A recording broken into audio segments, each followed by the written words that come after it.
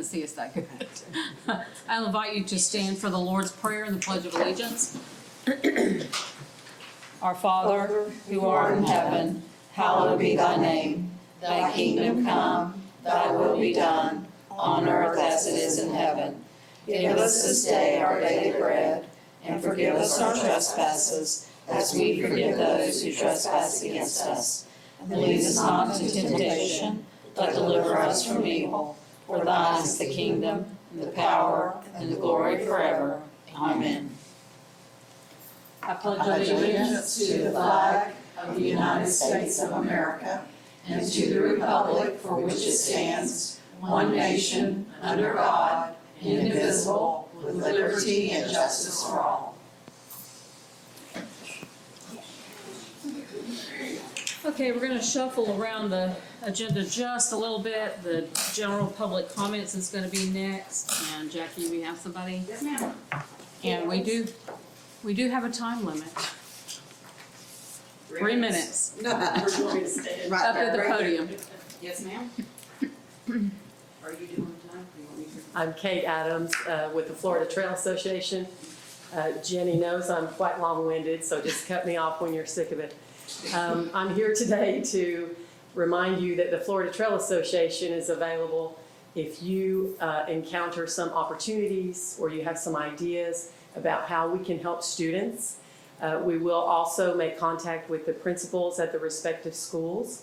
Florida Trail Association was founded in 1964. It's a nonprofit that primarily built and now maintains the entire 1,584 miles of the Florida National Scenic Trail, which goes from Big Cypress to the Panhandle. Here in Glades County, our section of the National Scenic Trail is actually the perimeter of Lake Okeechobee. We have that 110 miles around the entire lake. Our section is the west side of Lake Okeechobee. I'm the trail coordinator and section leader for the west side of the NFST, and I'm also the trail coordinator for our chapter. We serve Henry and Glades County, but here in Glades County, we're very motivated to try to get students outdoors. Our concern is that there may be students that are not in 4-H, they're not in athletics, maybe their families aren't anglers or hunters, and we would like to offer that being on the trails is one possibility for them to interact with nature, maybe supplement the curriculum with the earth sciences and STEM subjects, astronomy, all kinds of things that could happen outdoors. In our area, in addition to the Lake Okeechobee Scenic Trail, which is largely paved, we often host events on the Fishing and Creek Wildlife Management Area trails, of which there are 3. And as you may know, the one trail in Glades County on our side that's nearest the lake is the Fort Center Trail. And then there are 2 trails on the west end of the Fishing and Creek WMA. All of these exist within the boundaries of Glades County. Those are the Paradise Lake Trail, and then within the Outpost Campground is the Knobby Knee Trail. Our chapter was founded out of another larger chapter in 2019, so we haven't been that active because almost as soon as we were separated from the larger region, COVID hit, and we haven't been so active. But now we're gearing up for the season, which has already begun. It's typically between October and June. November 18th is National Hiking Day. We have National Trails Day in the first weekend in June in 2024. We will be doing a lot of outreach, and like I said, we'll make direct contact with the schools, but we'd appreciate any feedback and invite you to communicate with us whenever you want if you have ideas or projects that might come along that you think would be beneficial to the students outdoors. Anybody have any questions? I do. Yes. What is the longest span on the walk? What is like from like this? You said there were spans. There were basically Access points. access, but what's the largest span and access points? On the National Scenic Trail? Oh, on the Lake Okeechobee Yes, Scenic ma'am. Trail? You caught me off guard. I have to think about that. I think probably 9 miles. I don't know the east side as well as the west side, but there are access points here in our as the section leader, my part actually starts in Palm Beach County, technically, from John Stretch Park in Palm Beach, going through Clewiston, and then on up to the Kissimmee River at Okeechobee. And then another FTA chapter trail coordinator takes care of the east side. And as you all know, we work with the U.S. Army Corps of Engineers, which manages that multi-use trail. But there are access points all along the trail, and I'll give you some information by email. Okay. If I start walking at Aruba Camp Resort, which is closest to my home, and head toward Okeechobee, the next access point is the locks, the That's Lakeport correct. locks. Lakeport Lock. And the that's next, about 4 or 5 miles? I think it's just 3.5 really, 3.5 it's not far at miles. all. And then to go on from there, the next access point is Harney Pond? That's correct. And we have a new pedestrian bridge, which is Yes, fantastic, yes. that goes across the canal. And the It used access to be- point's on the other side of the canal. That's right. That's right. And then there is a 13-mile section that is not paved between Harney Pond Canal and the Kissimmee River. We're working with DOT, the Army Corps of Engineers, South Florida Water Management District. It's a long road to try to get that paved. There was a funding snafu back years ago, it's complicated. But the Army says they want to pave that section of the trail. But it's still mowed and maintained, so it's certainly accessible. It's a moral road. But, And there's a couple of short sections that are not on where you have to get off and walk on the highway, or on the side of the highway? only when you cross the Kissimmee River, you have to go on the actual shoulder of the highway to cross the river on the bridge. Okay, You have to go around the Moorhaven Lock here in town and go up the county road to get to the other side and back on the dike. But on the straightaway stretch, we call it on Highway 78, there is a parallel path, which you don't have to walk on the road shoulder. It's a continuation of the trail, but it's technically not part of the flood control dike. okay. And that runs parallel to the highway before you get to Fish Eating Creek WMA and then to the Lakeport access. One of the things that I promise you we're going to do a much, much better job at in the next 30 days, and that is answering all of these questions. We advocated strongly to the state FTA office to make all of Glades County a gateway community. We succeeded. It's only the second time in the history of the FTA they've ever designated an entire county instead of a town. Oh, that's awesome. Clewiston is also a gateway community.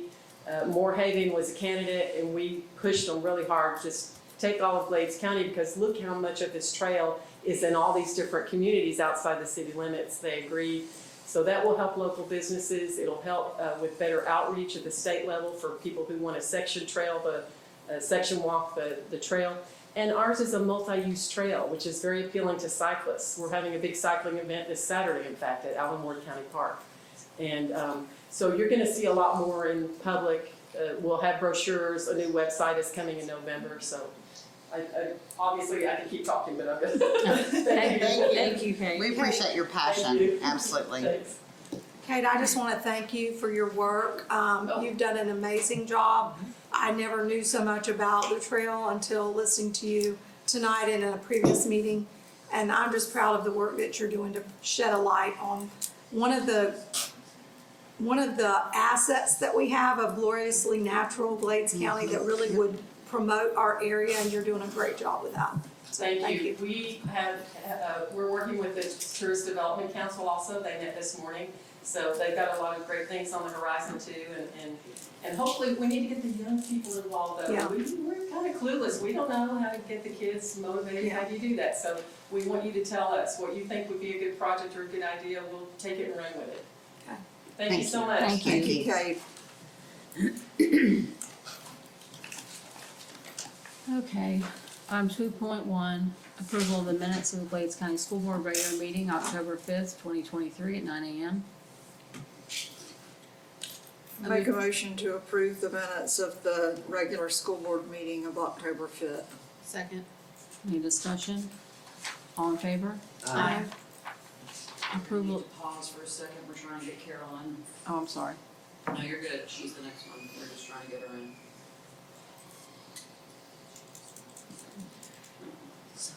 So I think I'll start with that short span first, and then I'll tell you my commitment. There she is. Now start at Ruth and go to the locks. That's only 3.5 miles. Okay, I'll do that. Can Mr. Grimlock be the She's on that so- screen. Because some will not make it back. Is that set up for? He'll pick us up. You can hear us, Carol? You can hear us? Okay, okay. Number 3.1, approve the September 2023 finance report and warrant register. I'll make a motion to approve the warrant register and finance report.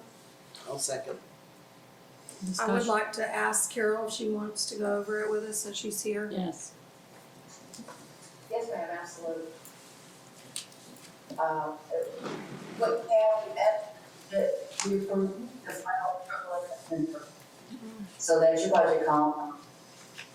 Later this evening, you're gonna approve the grant 23-4, so I need, or we'll have those all. Stop her. Yes. You're breaking up. Hold on. I got a bad Uh-huh. feedback or whatever. Anyways, so as we are, we haven't collected any taxes yet because they're not due, so then, you know, your income at this point looks kind of bad, but it's okay. It's the cyclical nature of funding of a school district. People's money gets, most of it, anybody that's escrow, they get collected in November. It goes to the county in December, and then in December you'll get the bulk of it. But that then carries us through the rest of the year. So the cycle part is working just fine. So that's why some of those look bad, that you don't have revenue coming in, because it hasn't arrived yet. We get our regular monthly stuff from the state. But again, you have the grants later on tonight, we'll get those added for the next meeting.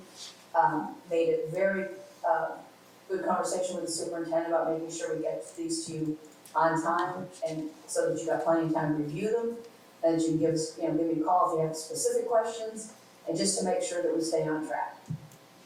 Is there something specific you'd like me to go over, or just in general? No, I don't. I just wanted to hear your, everything looked good to you. We're in good shape. We're where we should be for this time of year. Okay. Yes, ma'am, the school year's gotten off to a good start, and what we've been working with the superintendent and her staff is to make sure that the positions that are approved are the ones that we have, and that we've got everybody in the system properly, so that the reports that we generate are timely and accurate. Whenever we have to go and do things off the system, it takes longer. So we wanna make sure that the information we have is accurate, so that we can really just generate those reports. And once, that we're in a position that we're comfortable to do that, it's actually something that, I'll work with Dawn and we'll start turning over to her, so that we can run these reports and make sure, again, that you have everything in a timely manner. Thank you. Anybody else? All in favor? Information items. 4.1, presentation of grants for 23-24 and approval of grants as listed. I took care of things for you there, Oh, thank you, Carol. You can go. Okay, bye. Thank you.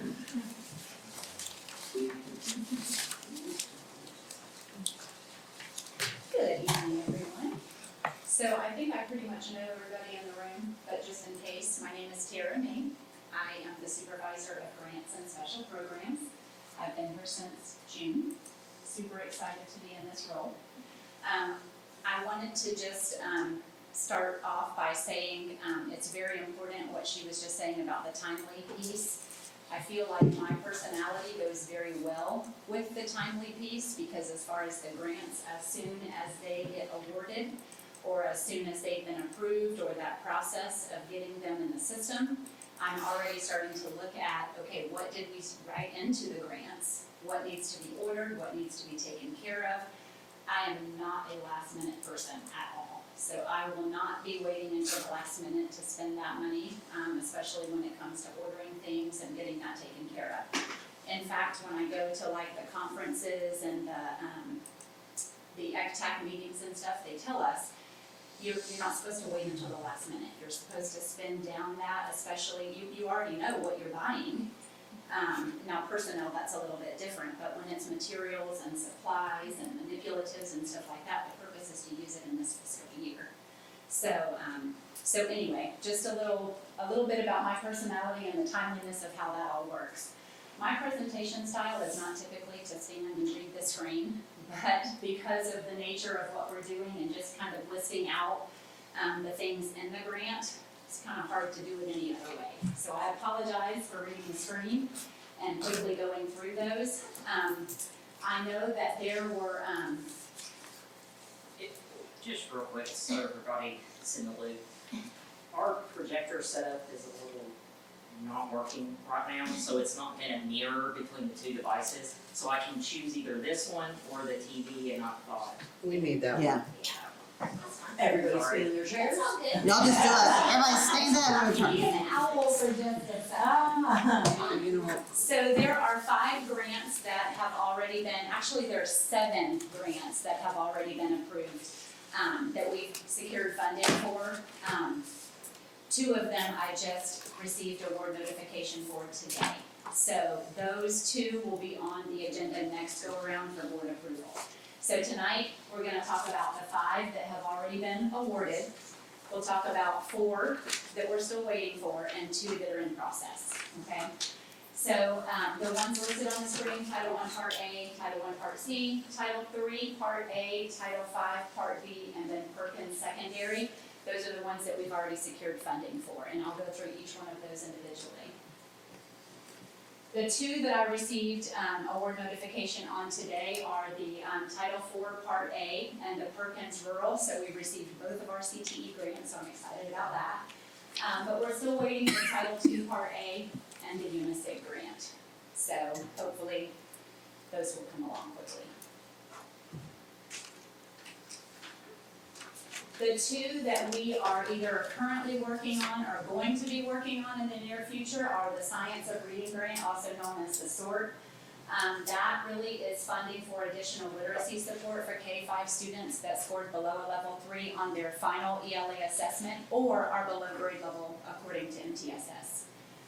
That's $150,000. And then the CAP grant is the Workforce Development Grant, and that is the difference between these 2 is with the Science of Reading grant, they give us the money, and then we have to write the grant for it.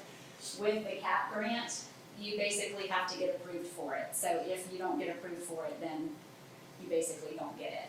So that one is $264,858 for that one. So Tara, individually, Is that a competitive grant, the CAP grant? tell me what you mean by that. Is that, are we competing against other districts or is it, Yes. okay, So there's a big pot of money, and so we basically have to write up what it is that we're asking for, and they tell us yes or no. okay, And so, we're basically competing with the needs of other people and basically what we're writing into. okay. So, the Title I Part A is the academic improvement of disadvantaged, so basically it's our low-income families, students from low-income families. That's $403,759.59. This also is one of the grants that we fund people from, and so you'll notice here, there's a half of a reading resource teacher at Moorhaven Elementary and half of a reading resource teacher at Moorhaven Middle High, as well as a half of a reading coach at West Glades, and then 3 paras, 1 at each school. Also, the MyPath program you'll notice there, that is specific to ELL students and helping them with reading and math. Title I continued here, supplemental instructional materials and supplies. You're gonna see that a lot because those are all things that everyone needs, and it's things that, like copy paper, it could be math manipulatives, it could be whiteboards, dry erase boards, it can be a whiteboard for a data wall, it can be copy paper, anything can fall under that instructional materials and supplies. So that's why you see it written out like that, $20,496 for that, and then specifically $6,692 for the 95% group materials. Under the early learning area of focus, we have 2 pre-K paras, and then $2,000 for materials and supplies in the pre-K department, and then $4,037 for the family literacy and supplies. And that is split amongst all 3 schools for their parent-family engagement activities. The homeless student supplies, that's a required set aside in Title I that we have to do, so $1,500 for that, as well as the private school set aside, $15,500 for. And with that, we're buying the Renaissance Accelerated Reader, materials and supplies for them, and then administrative cost at $465. Anytime you see administrative cost, it's basically grant management type things, administrative or indirect costs. Tara, is that just the one Agape school Yes. that's, Yes, they have to be nonprofit, so there are 3 that I reached out to, but 2 of them are for-profit. So Okay. Agape is the only one. okay, And then administrative costs, which for Title I, for our district, we can't go over 10% on that, so $16,920. And you'll notice their indirect costs, curriculum and instruction supplies, $343. Travel is also a big thing when people go to conferences, it's expensive. And then the ECTAC contract at $1,210. The ECTAC is the East Coast Technical Assistance Center. They are absolutely amazing. They are worth every bit of $1,210. I have been already to one conference. I have texted them at 5 and 6 o'clock at night. They respond no matter what time I text them, no matter what time I call them. They are very responsive and so very helpful in the area of federal programs and anything related to grant writing. And they have our back with the state, so I love that. So Title I Part C is also, that's the migrant education grant, $89,669 was the allocation for that. It also funds people. So 0.6 for a migrant para, a migrant recruiter and advocate that goes out into the community and helps us identify our migrant students and families. And then travel for the migrant recruiter as she's going out and about, $3,077 for that. Again, that materials and supplies, $900 for the migrant recruiter, so folders, papers, sticky notes, pens, whatever it is that she needs. And then $1,300 for migrant students. Gas, maintenance, repair, anything to help with the district car that the migrant recruiter uses, $2,000 to help with that. Title III, Part A, this is the third one that is on the list for board approval tonight, is the ELL language acquisition, $10,807 for that. Obviously, the only thing we can purchase with that is the Rosetta Stone program, because it's just not enough money for anything else. Title V, Part B is rural and low-income schools, $41,600. And that is to purchase the Branching Minds program and the training and the student and teacher licensing. And basically what that is it helps streamline the MTSS and RTI process. So there's a universal screener to help identify the needs of the student. And then there's research-based reading interventions that are matched up to that student. And then there's a progress monitoring piece that goes with that. So just to kind of tell you a little bit about that. And then $2,400 for professional learning and $13,500 for travel. So anytime there's any kind of conference, that's a lot of times what that travel covers. The Heck Summer Institute, the Florida Literacy Conference, any conferences that teachers go to throughout the year, that's what that helps pay for. Tara, what students do that Branching Minds curriculum? I think it's everybody. Everybody? Okay. Am I right, Brian? Everybody is K-12. It would be available to use that. And then, like I said, we have 2 Perkins grants. This is the secondary for the CTE, Career and Technical Education, $17,398. $4,862 in materials and supplies, and that's CTE related stuff.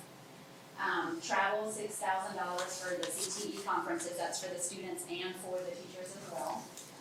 $6,000 for membership subscription, student testing fees, so anytime the students do like a certification, that money helps pay for that. And then again, that administrative cost there, $536, that comes back to the district for grant management.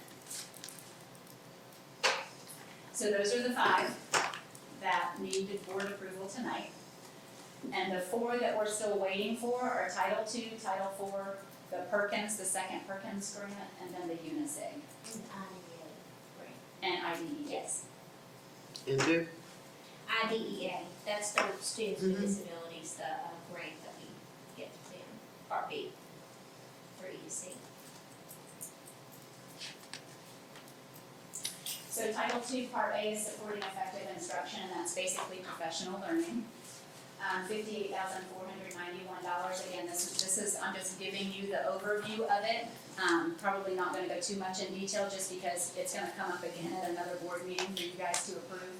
But right now, this is what's written into it. Professional learning and travel, $35,700. Professional learning provided by HEC, $15,000. You're gonna see that again with HEC, just to kind of, so we can offset that cost with HEC and help with professional learning. And then the $1,273 that you see here is to reimburse teachers that are seeking their reading certification. And then $6,517 for the track program, that houses our professional learning. Title IV, Part B, student support and academic enrichment, the allocation for that is $32,791. Here's the professional learning provided by HEC, $10,500 for that. That can also be for like beyond the contract day, or if we ever wanted to do like a Saturday training and offer stipends, anything related to professional learning. The district brain pop license, $10,395. That's getting ready to renew in October, and I am super excited that we get to renew that. That is an amazing resource for reading, math, social studies, science, all content areas. So, materials and supplies for professional learning, $2,841 there. And then also, one of the things that I talked to Whitney about was how could we offset some of the cost of repairing Chromebooks for students? Because they, keys get broken and screens get broken, and so $5,000 in there for that. The Agape Christian Academy, again, set aside for them $500 in supplies and then $632 for travel. So when their students go and they compete against other private schools, either academically or athletically, that's what that is for. And then $2,800 for PBIS supplies and materials. Excuse me, Tara, how do we track that money the money that we give to the Agape School? Like, there's some money in there for travel, do we just give them that amount and then they use it how they want, or do they have to come through us? They have to come through us. And the same is true for materials and supplies. Okay. So I actually reached out to her today and I told her this is how much, because I am probably over the top communicator, like right out the gate. This is what we have. Get your list ready, because I'm telling you, we're not waiting until February to spend that money. You need to be using that money right now. So send me the list and I'll order it for you, and then we'll figure it out from there, but all of it comes to us first. And then in the accounting system, we actually have a separate line item for it, and they have to provide us the documentation before we reimburse them. So it goes with the purchase order, all the backup documentation of the expenses they've already paid, so it all goes together. That answer your question. The Perkins Rural Grant, $56,084. $10,950 is for the TOSA software, and that is the curriculum and certification platform for students to get their Google certification, and there's another one I can't remember.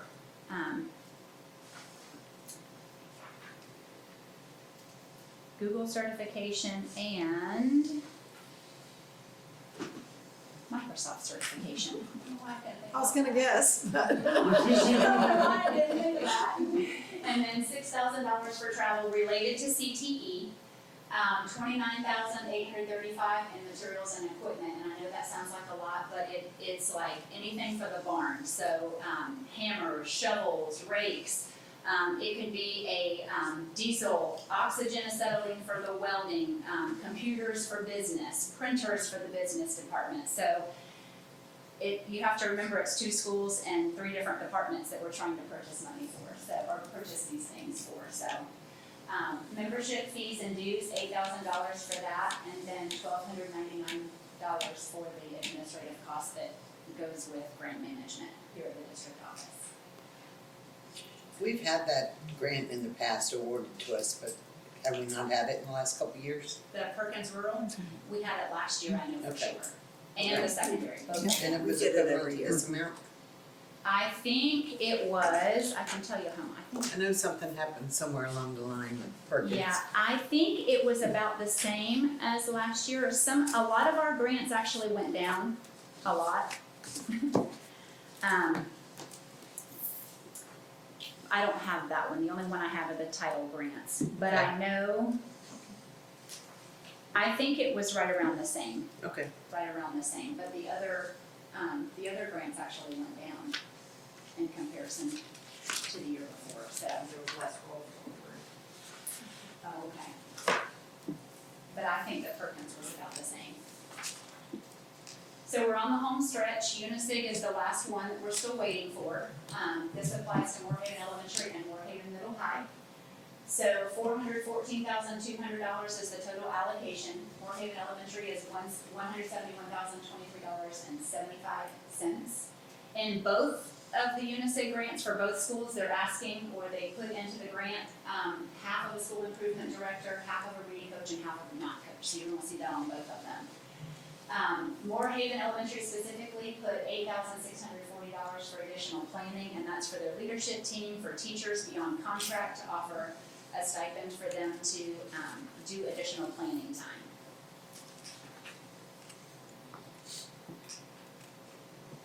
$8,245 in materials and supplies, and again, that goes back to data walls, construction paper, math manipulatives, it can be supplemental workbooks if that's what they decide that they need.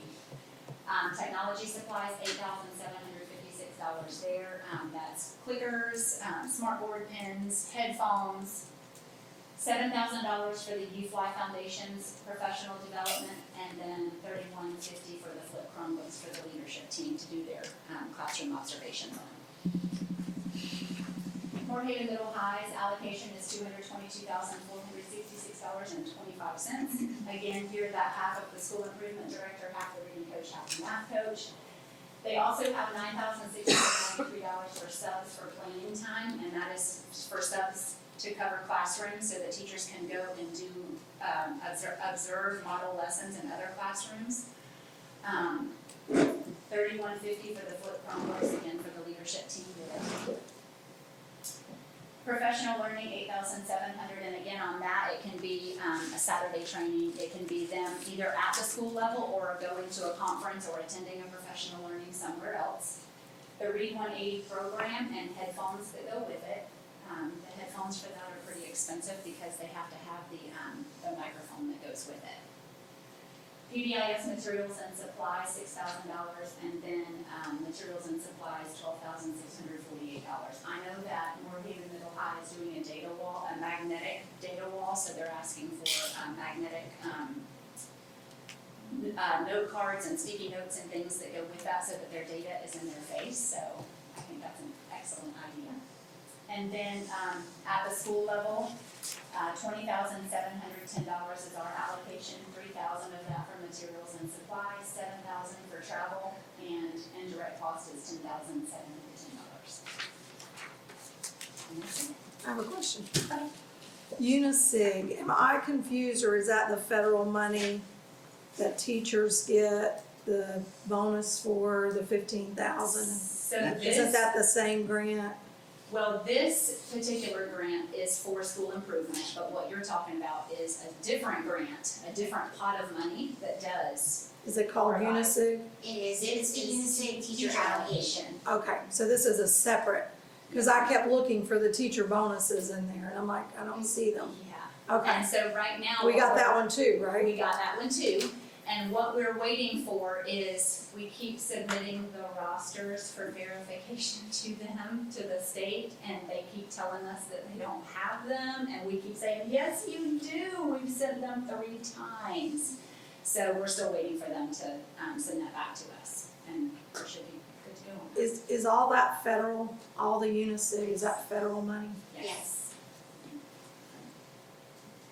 It's part of the federal ESSA process, that once your schools come out of school improvement, you no longer get Unisig funding for your schools. Either one of those two, right? Mm-hmm. Yeah, Okay, I didn't realize there was a separate one.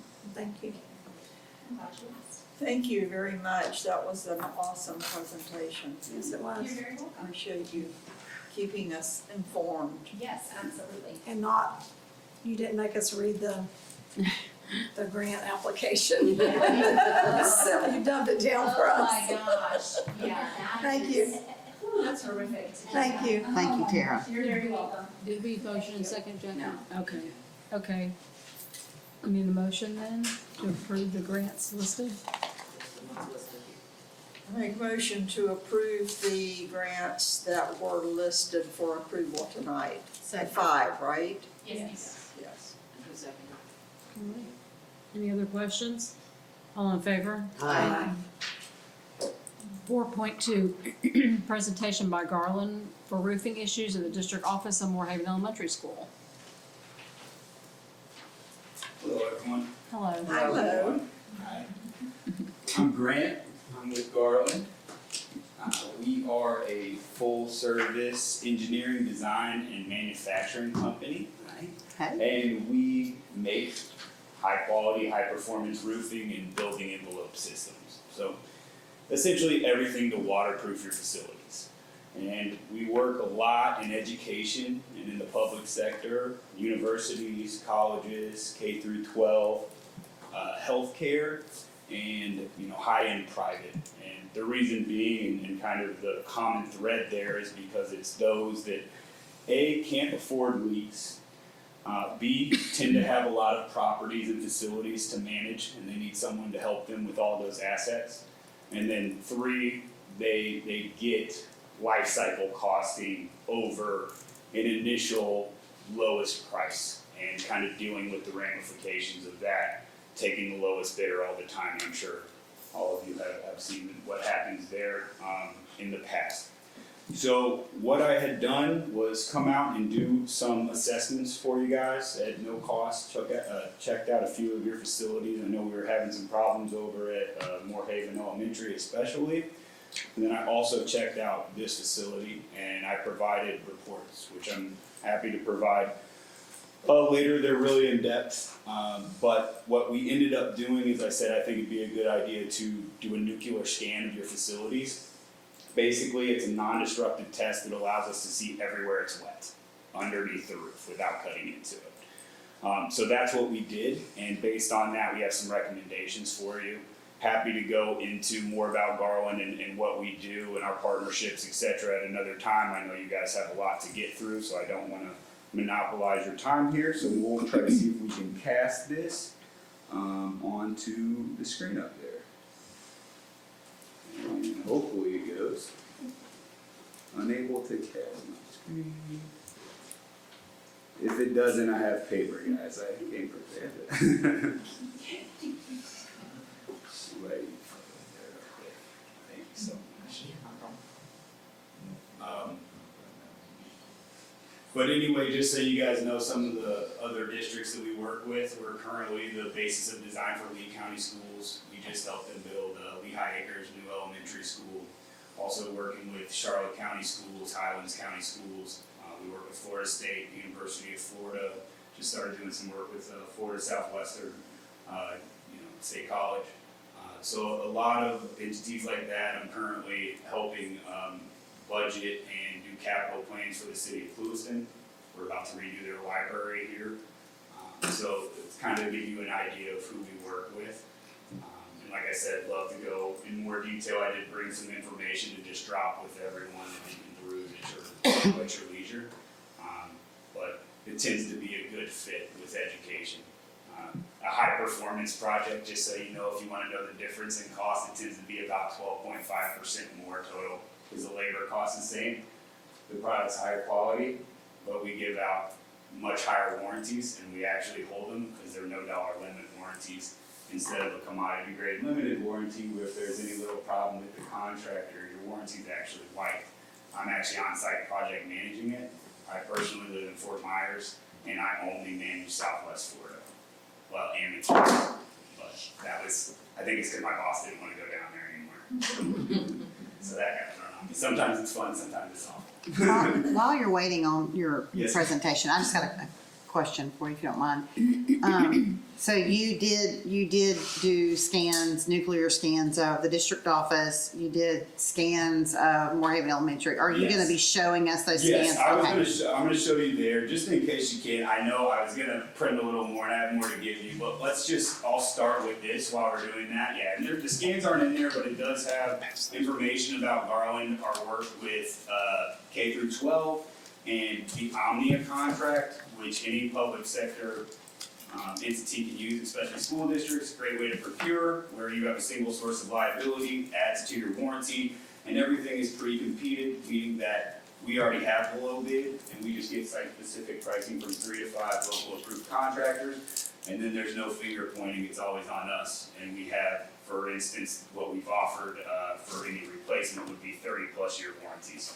actually 32 throughout. So we don't need 30 years on that No, elementary you don't. school, we only need 2, so Yes, ma'am. And give that's us why we like a have- 28-year discount. Yes, absolutely, and that's why we have a different solution here, right? So we like to think of ourselves as partners with you. We are a fully employee-owned company, been around since 1895, so we actually have a vested interest in that. So if you tell me, hey, we're gonna be out of here in 2 years, of course I'm not gonna offer you a new roof, right? Blue tarp. Yeah, yes, it's a possibility, right? Or But like lots of those doing that, forever think roofs. of- It's plastic. Oh, Recording information. Gotcha. Flat roofs. Yeah. I knew it was my fault. Well, hopefully this will be up in just a second, but just to give you all a quick picture, red is wet, okay? So this is the roof right above us. It is completely wet. I would hopefully this pops up and I'll show you all some pictures, which is part of what I do in these zero cost reports. I point things out and say, hey, we're looking at this. I'd tell you if it was good too. We do that. West Glades is actually pretty good right now. We looked at that. This is this roof, just so y'all see You're so that. positive. So it's completely wet. The edge of the roof, I'm not sure when it was installed or who installed it, is completely wide open. I can stick my hand in it. So any kind of driving rain is kicking water directly. into Where the is that? facility. It would be on this side, It's just coming this way. completely It's- open? Yes, ma'am. It's completely open. Here we go. So we can see some pictures now. Thank you so much. I appreciate that. So this is an abbreviated report, everyone. Normally these are, not that it's not in depth, but they're even more in depth. So try to focus in a little bit here. So this is just the overview of the roof. It's red because we consider it failed now that it's completely wet. I will show you the pictures, and then we have, unfortunately, when something is that wet, you have 2 options. Chase leaks and do maintenance, or replace it. Just to give everyone an idea, had it not been 100% wet, if it was 25% wet or less, you could have restored it or recovered it. So here's our big red blob. that Is shows that everything. just the front part of this building? That is only this, yes, The ma'am. yellow was the back, the hallways? Yes, so the metal roof has a couple minor things, but overall you're good. The biggest problem with that is that the gutter is completely deteriorating. And a couple little maintenance items, but honestly, I think your crew could probably do that with a couple $100. So, it's So those. this isn't metal above us? No, ma'am, it's a low slope roof. It's an asphalt based roof, and it's 2 plies over lightweight insulated concrete. It is completely saturated with water. If anyone wants to see all this, I can send it to you, but basically we did an inspection report based on what the manufacturer's opinion is, and we give it ratings 1, 2, 3, 4. Ours, my personal ones are excellent, good, fair, poor, fair. And so this one is failed because there's some active leaks we saw in this building in general. And then let me just show you some of the pictures here. So the problem at this particular roof are perimeter edge failure. That means that the edge is not secure, it is wide open. There's 2 problems with that. 1, water gets in. 2, in a big wind, it rip it right off. All right. So storm, we know, I'm in Fort Myers, I know that can happen regardless down here, but it doesn't make things better, right? It's because it's not fully secure. So why don't we see water spots everywhere? Well, it does take a little while for it to come through and matriculate. You are starting to see some water out here and over there. so it does take a while to get through. I did a water test for one of my partners the other day, Arthrex. We were flooding their roof with hundreds of gallons of water all day, and it took all day for it to even drip a little bit. But now it's leaking pretty constantly, so we found the leak, now we gotta fix it. Sounds like you made the leap. Yeah, we did. They told me to do it, and I'll figure it. Yeah, it's always a weird thing, but you gotta find the leaks, and to find it, you gotta make it worse. We've got that on public record now. Yeah. Our attorneys will be in contact. I already found yours. That's the whole thing. Don't worry. But just some of the other quick things, everyone, is mineral roof granule deterioration. There used to be minerals on this roof. As you can see, it's not anymore. And that looks Basically, like what happens paper. there is it's lost all its protection, it dries out, it cracks, and it opens up. Just to show you the edge, so this is an example right here. So I can stick about to my wrist on my hand in there, and it was like that. I did not actually do that, but just to give you an idea of what it is. I actually hit it back down, but unfortunately there's nothing to seal it. So that's just indicative of the entire edge. So it's wide open. This is the granule loss you can see. So those are supposed to be on the cap sheet. They've washed off. Now you've lost your UV protection, so if the sun is quickly deteriorating the roof, on top of any impact damage, you're kind of lacking. Now those granules help. Keep going, this will go. All of those granules are now in your gutter for the most part, which not only is hurting your drainage off of the roof, but it's also weighing down your gutter. It'll eventually fall off. It'll fall in? It could, yeah, it'll fall off. Oh, okay. Luckily, the way your gutter is, I don't necessarily think it would hit anybody, but you still don't want it to fall off. This is what happens when the minerals are gone. Just so you can see it up close, it's cracking. Those are holes right through the roof system, at least through your main waterproofer on top. There will be one ply under there, but that's an issue. All the penetrations have openings at the base. That's one of the easiest places for water to get in because the penetration's coming right in. There's no other protection. And it's little things like that. So essentially what needs to happen, the roof's coming apart there. As you can see, it's starting to peel back. There's ridges and blisters, which usually is indicative that there's water in there and the vapor's trying to escape when it heats. So I can share this report later, but essentially there's just a lot of holes up there for water to get in. And the next step would be to do some service to get it watertight again so more water doesn't come in, and then budget for a replacement. So this is just part of what we do. Normally you would have to pay a consultant to do this, but as the manufacturer, full service manufacturer, we just go ahead and do it. I ran engineering calculations, which is what tells me what kind of system you can use. We won't spend much time on that. I just wanted to show you that it was being done. So the budget for replacement on this roof would be $145,000 to $190,000. Now, again, if we use Omnia, I'm giving you a budget because we have 3 to 5 local approved contractors come competitively bid on that. They all bid apples to apples on one spec. We provide the material directly to you so that they can't mark it up, and then we manage the project, and we're the only source of liability. We hold the warranty. That's what happens there. Now, I understand that this kind of came out of nowhere, and so one of the things that we do is help with capital planning assistance, and I can do this for all of your buildings eventually, and make this a little bit nicer, but just to give you an idea of, this is a low end of what the budget was and the high end. Right now, per year, on average, the cost of a project's going up about 15–16%. 20% of that, labor's going up as much as 20% right now, actually, so it can be a little bit different, as labor's about 80% of these roofing projects. So, anyway, that's just some of the capabilities we can provide you. We can do this for all your facilities, just so you have kind of a plan 5, 6, 7, 10 years into the future, however long you need to have.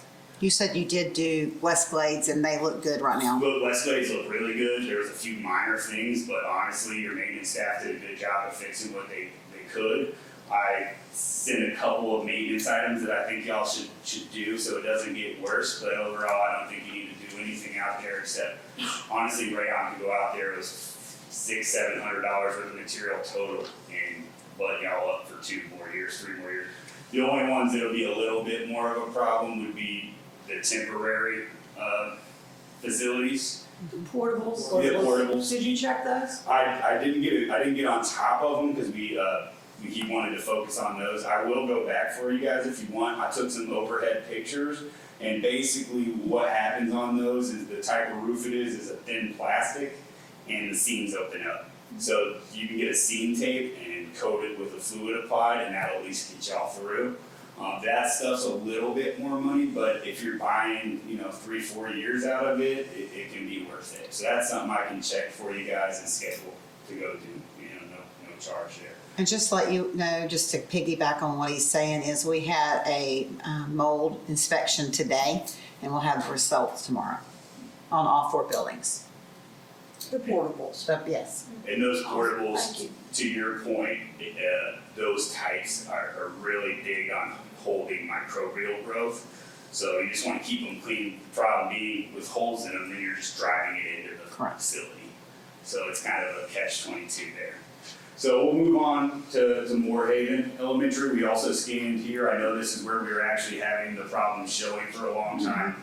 Surprise. Yeah, well, that's actually just our rating, we're not to the scan yet, there's a little that's not, believe it or not.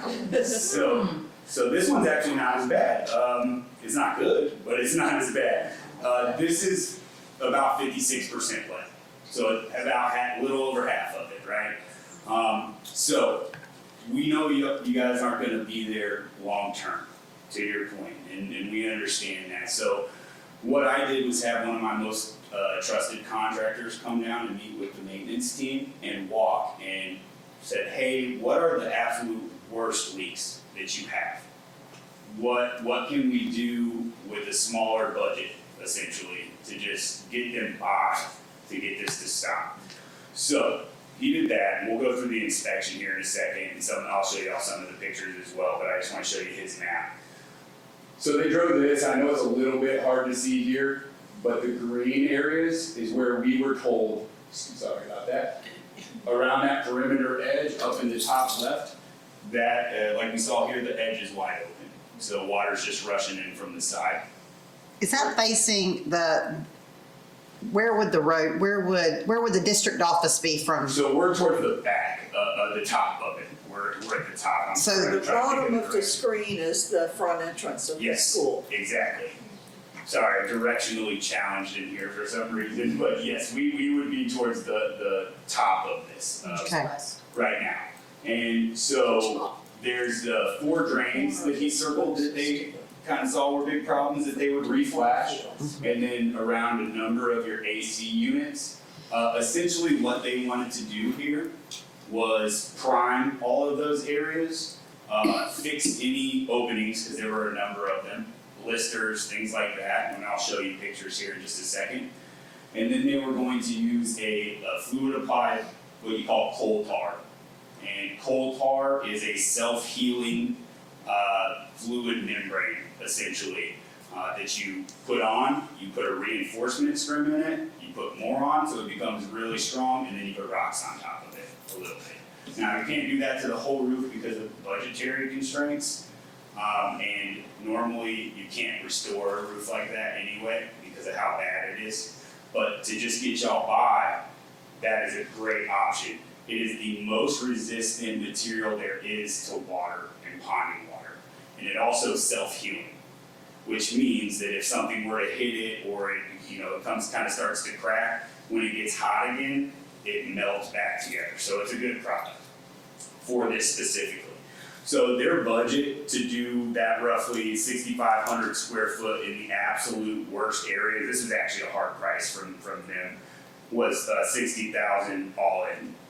Okay, now, we were kind of going on the fact that to do a massive restoration of that, you're talking hundreds of thousands of dollars, and you're not gonna stay there, so who wants to pay that?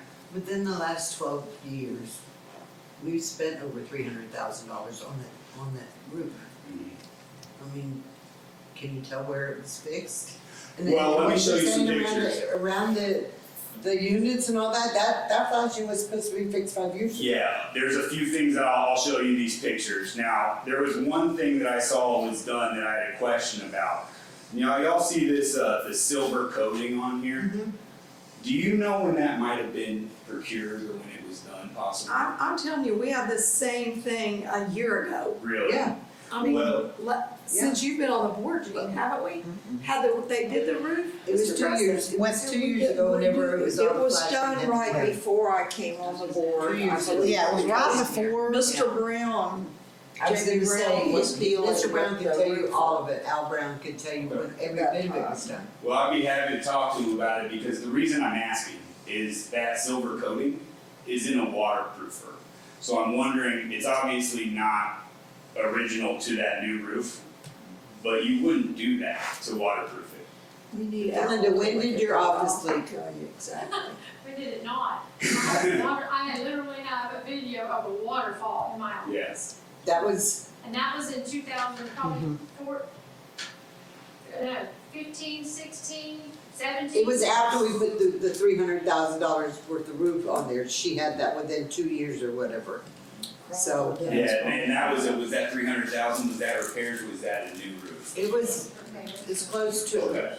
Well, no, it was as close to a new roof as we could get. It was everything except for them removing the air conditioning units. We had to do something with that. 'Cause That was Crowder the way Roofing. it was. When I came in, Crowder Roofing had just come in and done a lot of work on the roof. So that was 2020. Yeah, that was after. Yeah, I mean, I can tell that they definitely did work. I was just specifically This asking is about the crazy to look at luminizer. that.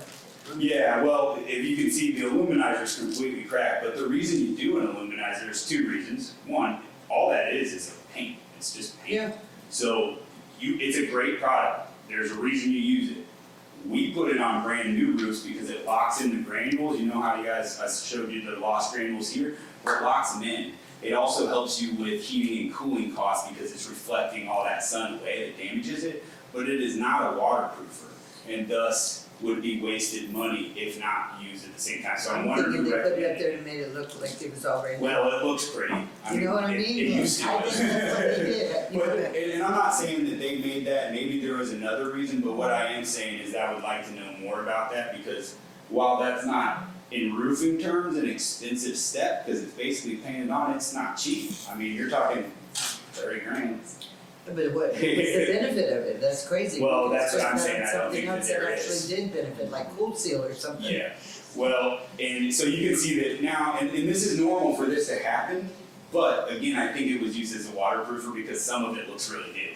And the roof's been a problem for a while, so that's just my opinion, I'd be happy to talk to them, I'm not trying to throw anyone under the bus contractor wise, honestly not, because I do work with a But we ton of need to local know. contractors. I mean, like Crystal said, this was just done. Well, and that's what I'd love to talk to Mr. Brown, if that's what he said, whoever would know. He would know, cause he was the general manager of maintenance for Okay. everything for the last 40 years, wasn't he? Close to it, last 30 for sure. Is Well, I he just really wanna see why retired? Is they he really sold it. retired? He's retired, but he'd be not really. Yeah, Is he retired? Did he actually get maybe, retired? maybe. Officially? Yeah. Well, I just wanna see who sold it and under what pretext, essentially. Just, Grant, if I can. Yes, sir. I'd like to point something out about Garland. The good thing about Garland is they've been in the business for a long time. People may come and go, but Garland probably more than likely will remain. And if they hold our warranties, Ms. Pierce, we can go back and hold those contractors accountable. Well, For that's fine, I'm just Yeah. trying to think of the cheapest quick fix, so is it gonna be Yeah. like one of those forever roofs that you wrap in plastic or No. something in tin or whatever for right now? Well, what he would do for that, the 60, what they went and looked at doing was essentially lining those areas and using a fluid applied membrane. So on a roof that's under 25% wet, that would have been best case scenario, you can fully coat them in a fluid applied and get a 10, 15, 20-year warranty, right? That's only if they're 25% wet or less, and then you have to cut out all the bad stuff, replace it with light material that's dry, and then fix everything else and then do it. So here, you don't wanna spend $300,000 or $400,000 to coat the whole No. thing. The contractor will give you an 8-year warranty, but you don't need it for that long. If that was just done, is there not warranty work on the work Yeah, that but was they're, just done? they came back and they still didn't do it right, so I mean, that's what's. Well, you may have a warranty, and I'm happy to help you look into it. If you could get it done, but I'm gonna say that product in general, if that's all they did, isn't gonna have a warranty. Now, you're welcome to check into it, I'm not saying you don't. Well, there is warranties, but whether they're gonna actually. Yeah, I mean, look, I work with Crowther on other things, and again, I mean, it's more about what did they say they were gonna do, and They said they were gonna fix the leaks. yeah, and that could be tricky, unfortunately, when you have this many problems, but that's why I wanted to know about the coding specifically, because I'm like, why throw that money there? And that's just what I'm asking as the person that makes products like these, that's not my product. But I would never, ever, ever tell one of the partners that I'm working with that that's gonna waterproof their roof, because it's not. But here's the problem. We're accountable to the students that are in those, and the faculty that is in those schools. And we've got kids that are having to dodge buckets of rain to get to their classes and have been for a while. And it's not fair to them that they have to go 2 years now in a, so, I mean, that's why this is. And that's the issue here, is that what you really need to do, and I'm not saying you need to because of the situation, but normally you replace that roof fully. That's all you can do, as an actual per code, that's all you can do. Now, I understand your situation, and that's what Garland does, we work with you, it's a partnership thing. So we're trying to find the best of a bad solution here. Right. Because there is no good solution except replacing it. The second best solution would be to coat the whole thing. Now, the unfortunate part about that is because it doesn't meet the requirements, I can't give you a manufacturer warranty on it. And I would never try to portray that to you because And I how know. heavy would that be? Would it make it even? Well, we would run some structural evaluations, but it's not heavy, it should never be heavy enough to offset you structurally, but we would check into that. What we could do if it was close to being a problem is just not put the rock on top. But the contractor that we work with a lot, that does like all our Florida State accounts, and we just did First Bank in Lewiston for me, some work over there, we're getting ready to do a re-roof for them. This is what he came and said we could do for that amount of money, which is kind of where we were instructed to be. Now, if you wanted to do the whole thing like that, you're talking between $300,000 and $400,000. And I know that's a lot, and that's almost all labor, just so you guys know. I mean, we're super transparent about that. Material-wise, probably about 15% of that. 10% of that. So labor's expensive. It is on everything. So those are your options, right? I know it stinks because, as you said, you have teachers in there and you have students in there. But that's why they went through and tried to identify the worst spots, because they said, hey, look, man, if you had $60,000, what could you do with it, right? And if you change that and it had to be lower, then we work with that. But you got to realize that the other stuff's still going to leak. Is that that's just the one building, that's not the cafeteria? That's just the area specifically. Let me pull that back up and then we'll show you a few more things here on this. I'm sorry, there it stopped. Just because I want to see his little drawing, and I can send this to everyone too, just so y'all know. But yeah, so specifically, we got that edge all the way around the back and the side. We have around the 2 units, that's where you guys have the gutter inside, right? So we did have an HVAC company come out here. They were supposed to water test the pan. They didn't, but my guy said he could do it for free, so no big deal. But basically, because the way that the water's running, the roof's actually pitched away from there, so we do think there's something wrong with the pans and the way they were installed initially, meaning flashed it incorrect. Where are the pans on there? Underneath those square. Under the, okay, I see, I couldn't, Underneath the units. okay. And so the flashing looks okay, but because of the way the roof is pitched, it makes no sense for the water to run back up unless it's in the pan underneath, which isn't affected by the pitch. So he would test that first.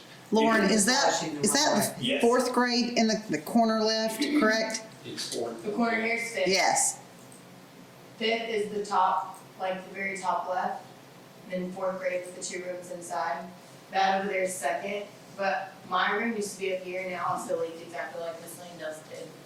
But it might be because of where the water's coming from. There you go. Yeah, like my rooms would be like right here, that old room, And I have also had a waterfall for like year before Ye- last. Yeah, every we year. saw the whole building, so I'm not saying, he's not saying either that nothing else is bad, believe me.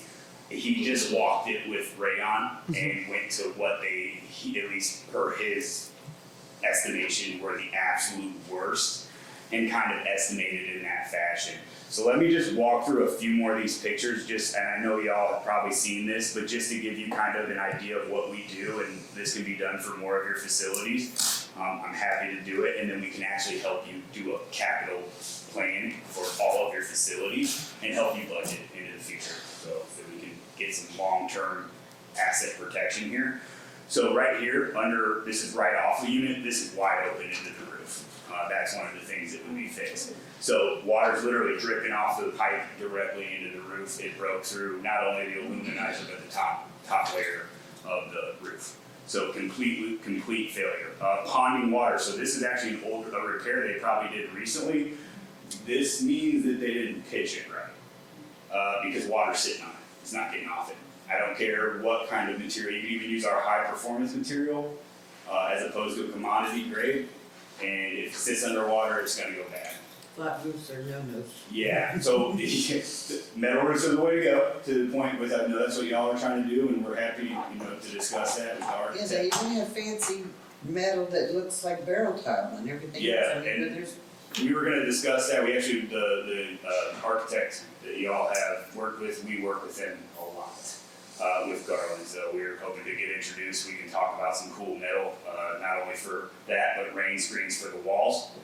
I didn't put it in this report, but your walls here are starting to have some big problems as well. So ponding, so not only do you have the water sitting there and causing problems, and now it can find the holes, it also deteriorates your whole repair there quickly.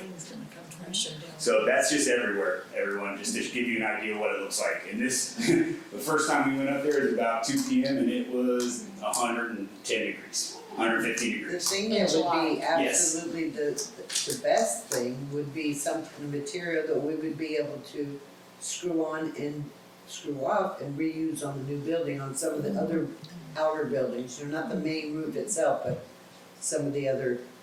Yeah, as far as like Like if we had like nice tins of some yeah, kind. make it temporary. I mean, there's a few things you could do. So what they do in storms, for example, it's called getting tipped in. So like after Ian, I live in Fort Myers, so we were, as you can imagine, a little crazy. They take a single ply roof, which I would never say for you guys to buy in a normal situation because they're about that thin and they're plastic. But they terminate it around the edge of the building and you basically just have that thin layer of plastic over the whole thing. They have to cut around for all of your penetrations. The thing is, that's not cheap to do either. But I can go through all those options too, just budgetarily. Well, I was talking a little bit more permanent, like Oh. actually reuse the tin. Yeah, I see what you're saying. Outer buildings. Yeah, that, unfortunately, that's really hard to do. It had this roof, and well, and this wouldn't be great for that either. If you were gonna reuse this building for something else or sell it, and that scan came back better, you can put a roof on top of the roof. You, Yeah, we you do bolt that it at the through. ranch all the time. Yeah, so that, We yeah, end up doing double roofs, some of them got 4 roofs. yeah, well, that doesn't work. Well, because they were tarred. No, I get ya, I'm just kidding, but yeah, when But it's now they have okay. tin roofs and the whole thing's been built up there, all tries to be done, so. right Well, over. in a perfect world, you could just go right over it, you cut out the bad, you put in new, and then you just bolt a mechanically fastened down cover board and re-roof over it. In this case, that's against code because of the way the scan came back. Alright, so these are blisters, that means there's water in the system, it's spongy pockets where air comes up. So, and this is just to give you guys an idea of what I was seeing up there, we don't have to go too far in depth in there, but the point is, there's a lot of issues. So here's a penetration that's wide open, but that's lead around there. So penetrations, it's like a highway in your roof, there's nothing stopping it, into your facility. So that's just pouring in wherever that's over. Anytime it rains, open lap seams, again, one of the worst areas to have open. I could pull up your membrane if I wanted to in certain areas. I did not. I just touched the edge so it's already up, just so y'all know. And then this is just an example of the roof actually breaking down where the coating's gone away. So it's literally deteriorating by the day. So do you have estimates for us Yeah, and suggestions? well, the suggestion is the 60K, and I'll show you guys the scope of work real quick. So this is perimeter edge failure, same thing you have over here, okay? So wide open sides, they didn't terminate them correctly. It might not have been Crowther, but maybe that was initial. And it just shows the openings at your edge. So let's go back down here. And that's just damage to your metal roof. Is the metal that's on the roof, is it overlapped or is that singular wrap? Is it, like, it looks, That's a mansard, so Okay. it's off the side, so that, I mean, while it's damaged, we should repair that. Yeah, it's not over anything that's, cause that's actually, is that from damage from yeah, like? that's impact damage, That's yeah. from Whitney. Whitney's the one hit it with the trailer one She day. did with the worst. Oh, well, it's still impact damage. Oh, she's impact. So you can tell that is leaking, cause it's ruining the wall under there, but it's not over any students or anything, so I would say we just leave that alone. I just pointed it out. This is just for me, you know, basically, so I saw some of the leaks, the heavy staining, obviously, some very bad leaks. Excuse me just a second. Yes, Mr. ma'am. Gressett, we needed these pictures and the thing you took to Tallahassee to go with the other ones we had. This would, Yeah, I've been and overwhelmed. I can make this report look however y'all want, if you just want a straight photo report, so you can send it to whoever, to get funding. By the way, we keep our eye on funding for all education anytime we see them. If you want, we see special funding that they talk to us about, that sometimes the districts don't know about for a while, happy to provide it to you. And do whatever we can. We always love to get all your projects completely funded, so. We need as much money as you can find us, that's what we It need. makes all of us have an easier job here, I getting will things tell you, separate. in the pictures, we do have the inside metal framing that they showed for the ceiling was rusted, about rusted. So when we were talking about putting more roof weight on there, I was kind of remembering that image. No, and that Cause is, that looked like it's- the ceiling was about Right. falling. just so you know what he's planning on doing, and I'll pull it up here, here we go. So what he's planning on doing isn't enough weight to offset that, right? We're talking about basically good sized patches, but only 6,500 square feet in total of the repair areas. So this is a 55,000 square foot, over 50,000 square foot roof, that doesn't count the flashings, so it's probably like 53,000.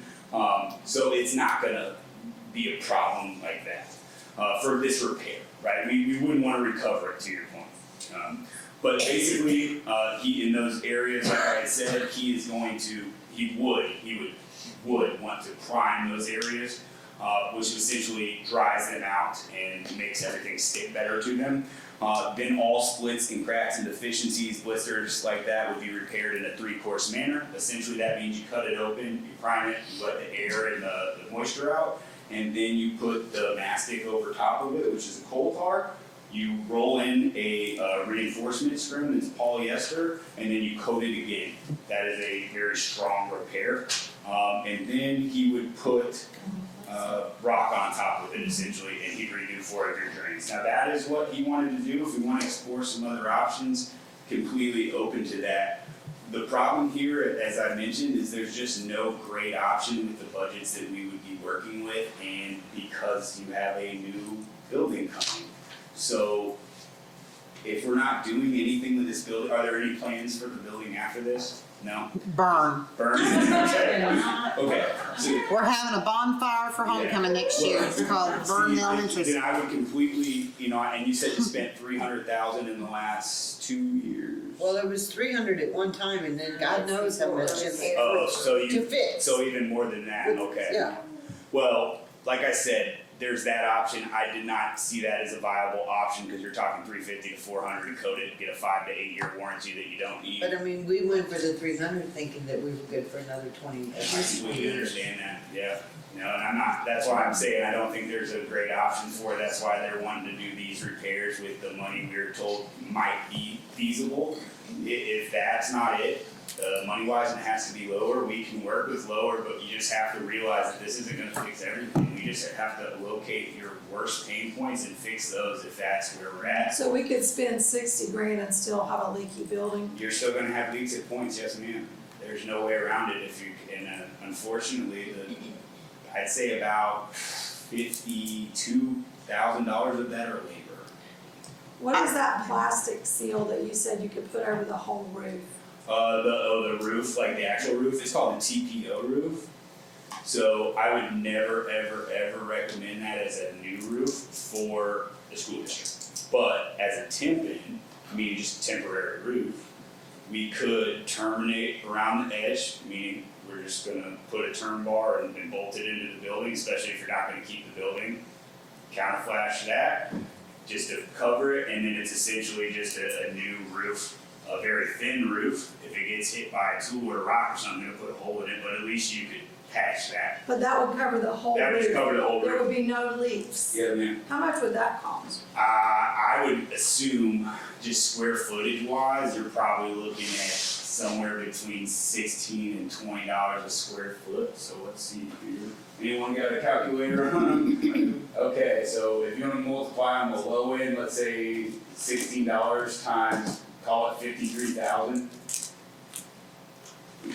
148,000. Yeah, seems a lot. How much?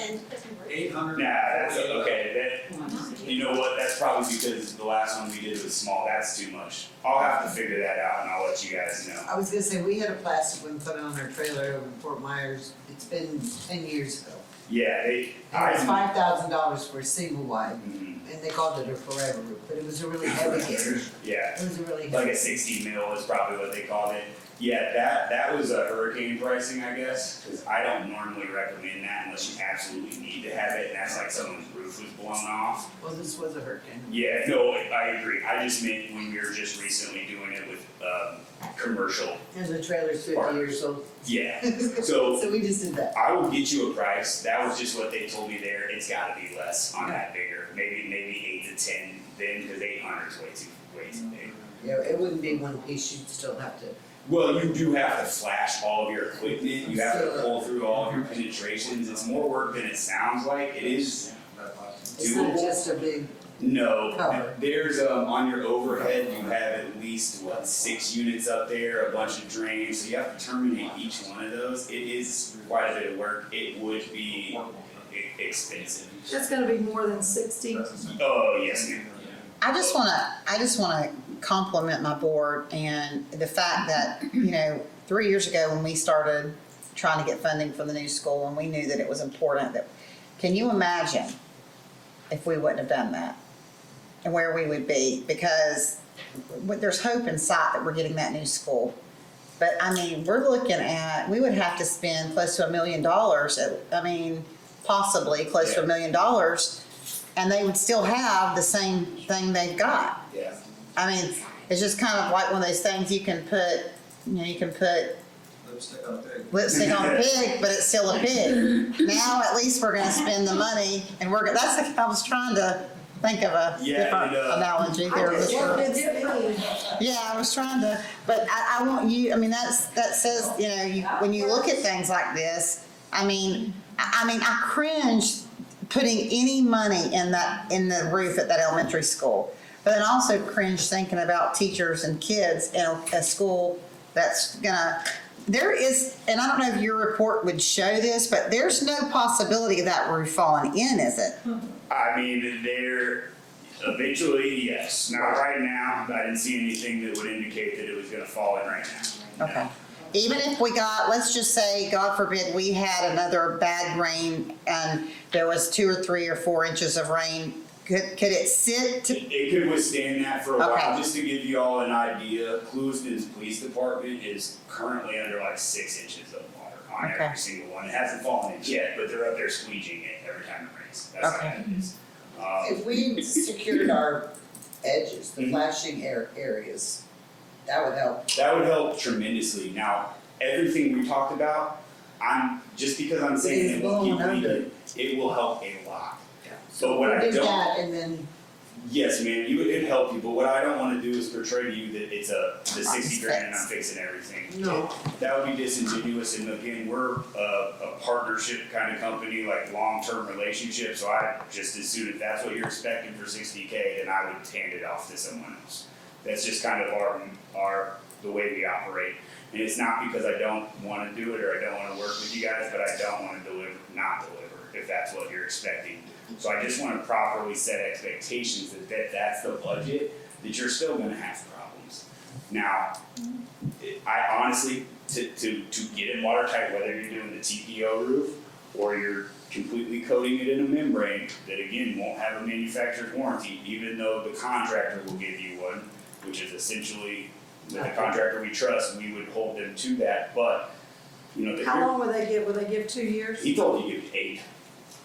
Okay. I'm just saying when you, and this is, I know you guys are getting your building in 2 years, I've been in construction for 13 years. Yeah, but 2 years is, 2 years, Could be it's 4. gonna be 3 to 5, until you're in it, alright? That's just in general. So even if he gave you a 5 and you paid 300 to 400,000, the reason I'm giving you a range that big is because he'd have to come back out and look at it. They didn't look at it like that, right? He would try to do it for as less as possible. But that would be a way to make sure, because anytime you get a leak, he's coming back out, right?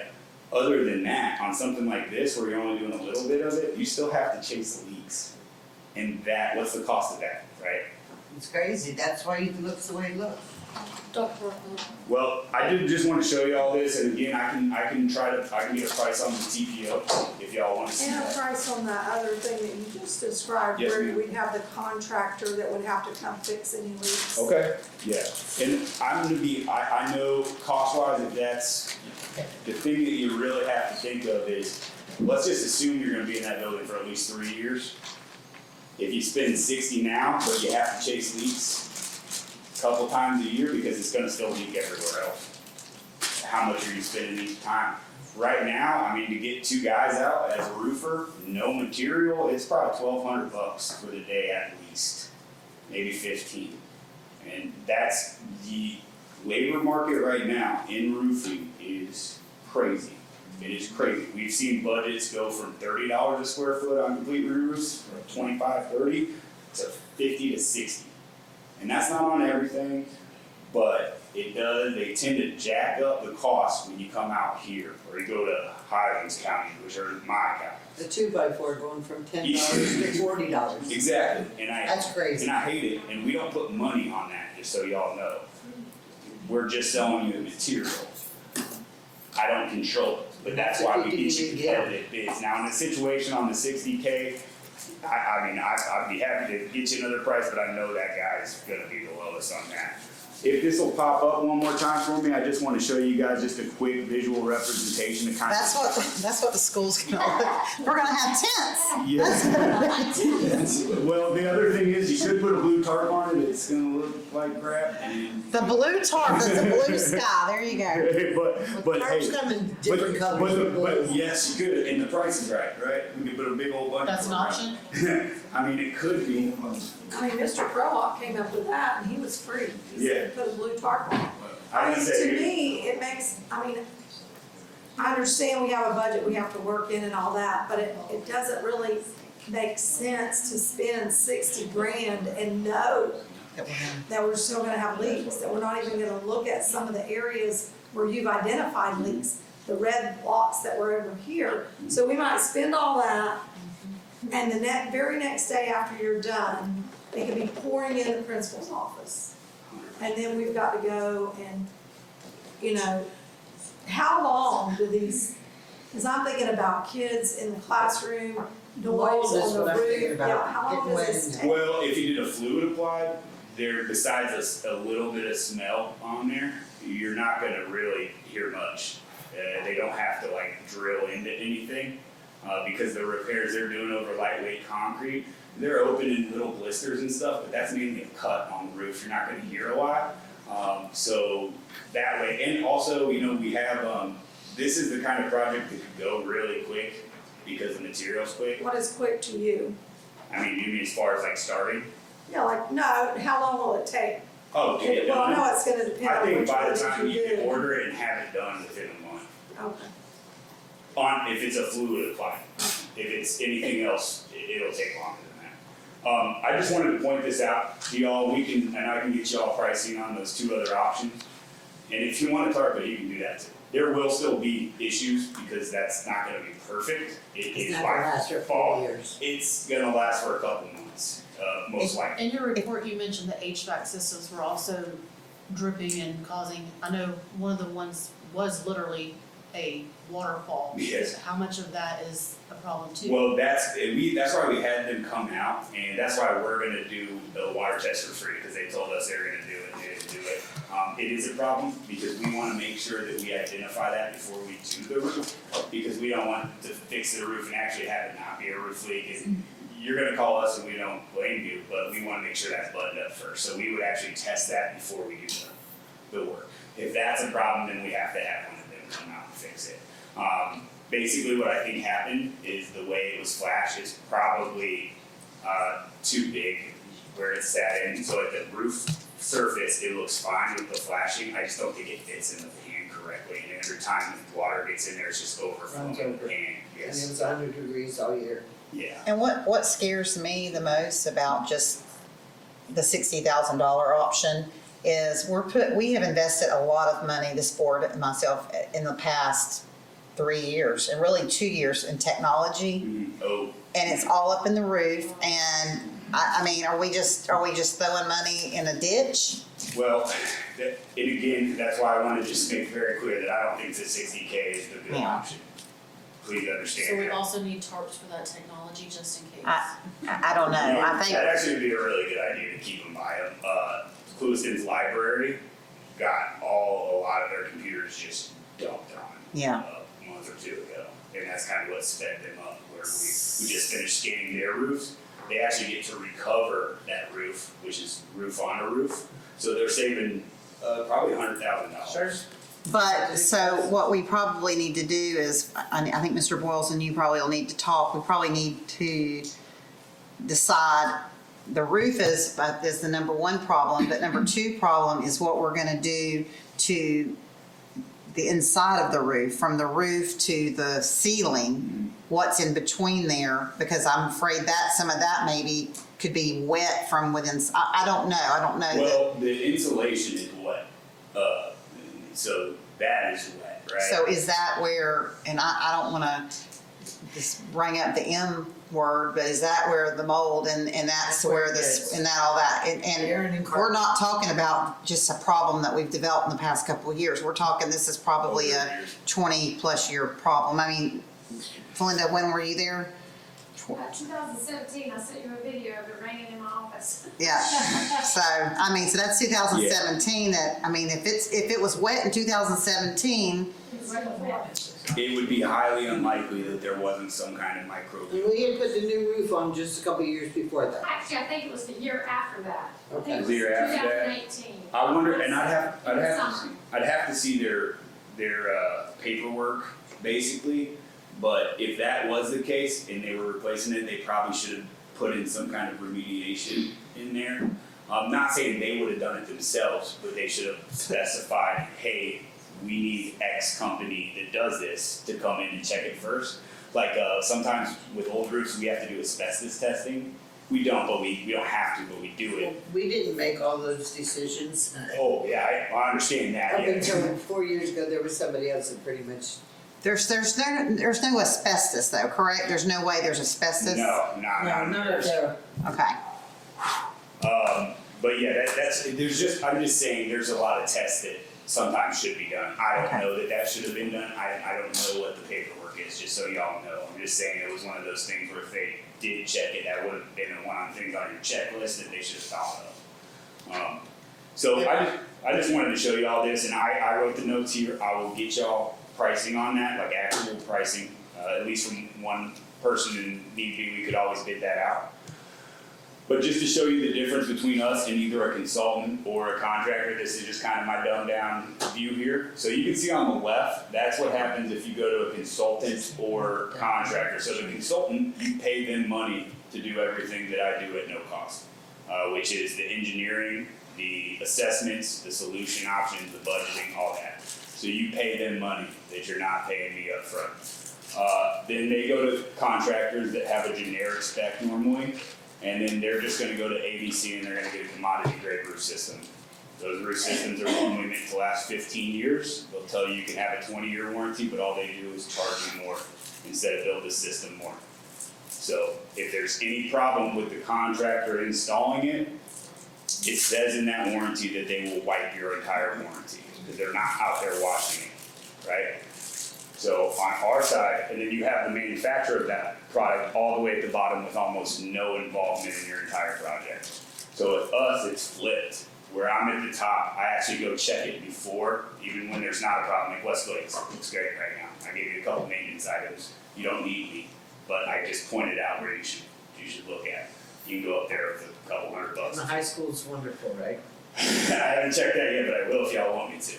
I can schedule to do it. I mean, no problem. Let's I'll not check schedule it right now. But anyway, so we inspect the roofs or walls or windows or parking garages, whatever you need. We develop management plans and budgets. We write detailed specs, bid documents, pre-bids.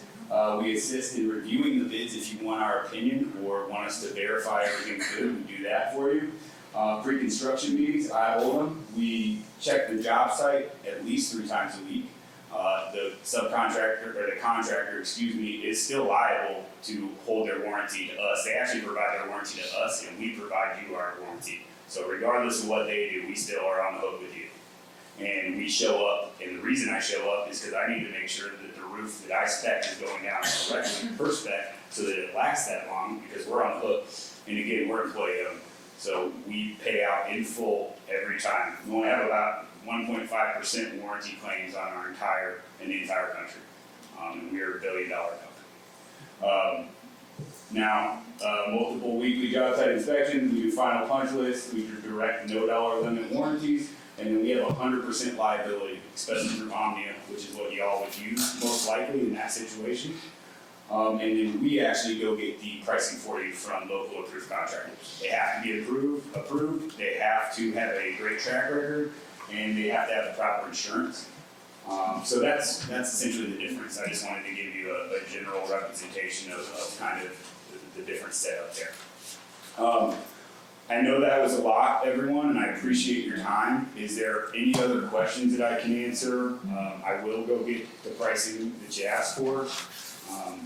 Last thing I want to say, just reiterate again, is the $60,000 is not the best option. I was told to, kind of try to work with the budget, because again, I know it's been a pain point for y'all, and you don't plan on being in there long. I would say the most realistic bet for your new elementary school is 3 years to get it. Thinking more like 4. But I'm really hoping so. No, believe me, I hope it goes fast too, and we were talking about possibly meeting with your architect. We, like I said, we're the basis of design for Lee County.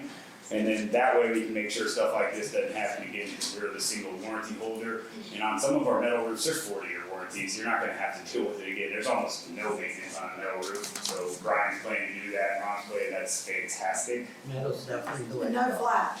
No Yeah, no, flat. he'd have to have a Nothing picture. flat. We also brought up some cool stuff that I can send you guys with rain screens and the way the walls are. 'Cause if you look at the walls around here, there's big cracks, there's staining, there's water in the walls. Is this flat, this part? this Well, section? it's pitched, but it's a slight pitch. So it's called a low slope roof. All roofs are not no roof's supposed to be flat. Some of them are. It's supposed to at least be a 1/4 inch and 12, which means that it rises a 1/4 inch every foot. That's the minimum, but I mean, that's, here. This one's slightly That's over. why you have to learn geometry, Yeah, right? yeah. Rise over run, something, right there. So, but yes, the typical metal roof is gonna be 2 and 12, 3 and 12, 4 or 5. So much higher pitch, water doesn't stay on it, it lasts a lot longer, it has fantastic Looks good warranties, forever. looks great, and then very easy to coat when it is time to replace, so instead of a full You can change the replacement. color. Yes, actually, I was talking to them about that. Our metal, we make our metal. We're one of the few manufacturers that actually makes the metal as well. We make it in Georgia, and you can get it any color you want. You can actually name it blades, whatever color you want, name it whatever you want, and then you have a color code for everything you do. going forward. The rain screens are super cool. It's one of the biggest things in education right now. You get your big logo on the school. It completely protects your entire building from getting hit. We'll get that on the new building. Yes, on the new building. No, do not do that over there. Just fix that. Yeah, yes. So if there aren't any questions, I will get to work on that. Again, super appreciative of all your time. Very sorry that took a little while, but there's just a lot to explain. Just two things I can think of. One is, we already got a quote for these portables back there, using that material. That material you're talking about, the single ply cover, and the quote for one of those portables was $40,000. Wow. I don't know how many square feet that is compared to how many square feet the rest of the elementary school. So that's probably gonna be In essence, that's like 2 classrooms, so. And also, the new building is gonna be a 312 pitch standing metal, so. Good, good job. So, I have a question for this gentleman. You said building envelope, and I've never heard that. What's a building envelope? So it's the entire exterior and below grade of the facility. So that means that we also do wall coatings, window ceilings. Oh, you do everything Yes, on the building? yes, so we protect the entire facility. So on, for instance, a new facility, the rain screen, which is the metal and the insulation. We also do floor coatings, like liquid flooring, we do that for gyms sometimes. And basically, we just take You care do of it? waterproofing, yes. Okay, all right. Yeah, so the building envelope, we just Right. protect you from water coming in. But there's a lot of other cool things we could do. I don't wanna geek out too much on roofing. I got my orders here and I will take care of that. I'll go ahead and email you everything so everyone can take a look at what I got. And let us look at it ahead of time. Yeah, some of those packets, the pictures are really telling. Can you email me and then I can email them, please? Absolutely. Thank you. already got that. Okay, you go, Jackie. Okay, and we can. So, and just we for have the material board's- here that we can look at as well. Right. Okay. Just for the board's information, I did a search for Crowther. They don't want to resist. And it came up in a meeting, Brickell stated that Al Brown, maintenance supervisor, verified that it's being done. Presley suggested checking personally. There was discussion regarding status of repairs from damage last year. It was noted that leaks have been appearing at Westglades since the rain. Brickell stated that Crowther has been at Moorhaven Elementary School and Westglades School this week. Presley verified that they are on board with repairing leaks, and that's 2018, May 2018. And they're still there. Thank you. Okay, Yeah, and what, they did the whole roof that summer, but I don't know exactly what they did, but they were there for several. long. Of course, they didn't come till 9:00, cause they didn't lock in till 8, and then they had to leave at 3, so they could be back at 4. It was, They did the I whole don't know what roof they did. back when Dick was principal. It didn't take. That was May 2018. Brian is almost 50. But I remember talking about it since I He was was in elementary. He not worked that long where. in the summer. okay, okay. Are we all done with that for now? Yes. 4.3, presentation of state instructional review data information. Hi, Hi. how are you? You should have received the data ahead of time. Perfect. We had our instructional review by the state last week. On the 19th, when the state team comes and walks the classrooms at Moorhaven Elementary and Moorhaven High School. You've seen something like this already because the last I shared our district walkthroughs with them. We use, what the state does is they allow us to use our own tools and our own systems, and they work within our tools and systems. They don't dictate what we should use. So as you're looking at the data, we can look at Moorhaven Elementary first. On the front page, it tells you what grade levels were visited and how many classrooms per grade level. And also the subject areas that we saw. Any questions on those?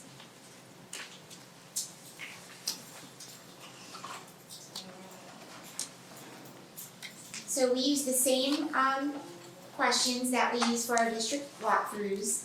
And how the system works is the team, there's three walking teams. One team walks reading and ELA, one team walks math, and another team walks science and social studies.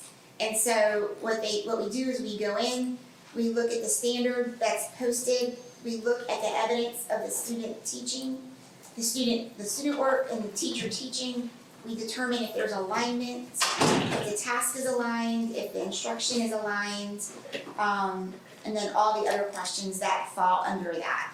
We come outside and we discuss the 4 look-fors that the school focuses on. These are including those, and then the extra ones that the district always focuses on. Okay? So How long do you stay in the room? we stay in the room for about 10 to 15 minutes.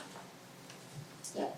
We talk to students, we look at what they're doing, we look at their materials and supplies, just kind of everything. We just kind of, we're not intrusive, so if the teacher is direct instructing, we don't go stand up in the front and talk to her or him, but we wait in the back and wait for some type of release, then to go and look and see what the students are doing. And it gives us the opportunity to know if any of that transfer of ownership to the learning is happening with the students or not. So this is the data. I don't know if you remember the last time I presented the district walkthrough data. It doesn't look any different than last month at all. We did increase a little bit on is the task aligned from no alignment to partial alignment. So that's a step in the right direction. Right, that's a true testament to our coaches.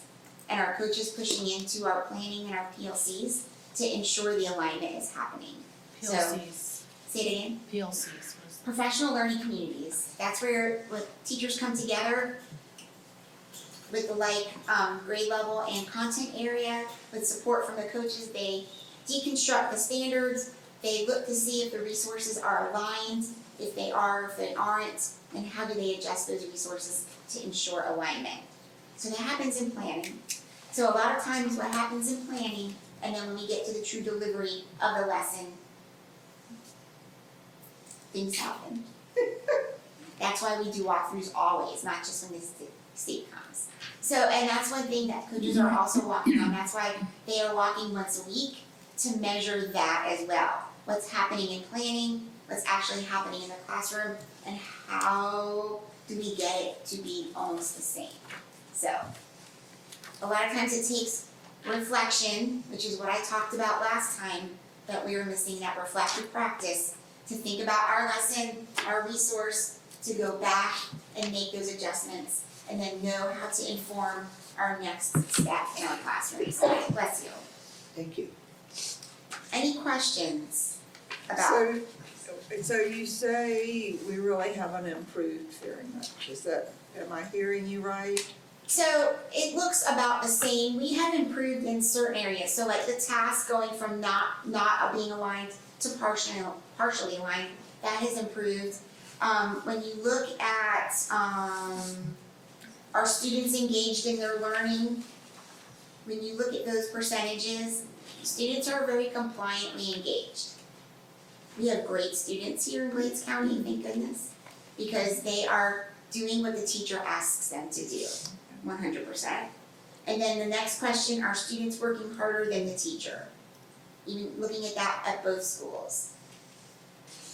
What We about still West have a lot of Glades? teachers doing a lot of the work. Did you do this in West Glades as well? We haven't gotten to West Glades yet this month, but we will. I think it looks better. Talk to me about that then. Tell me give me your evidence. Well, no, not then, what I'm saying is just the fact that things align. I know. And that student, yeah, I mean, it looks better to me.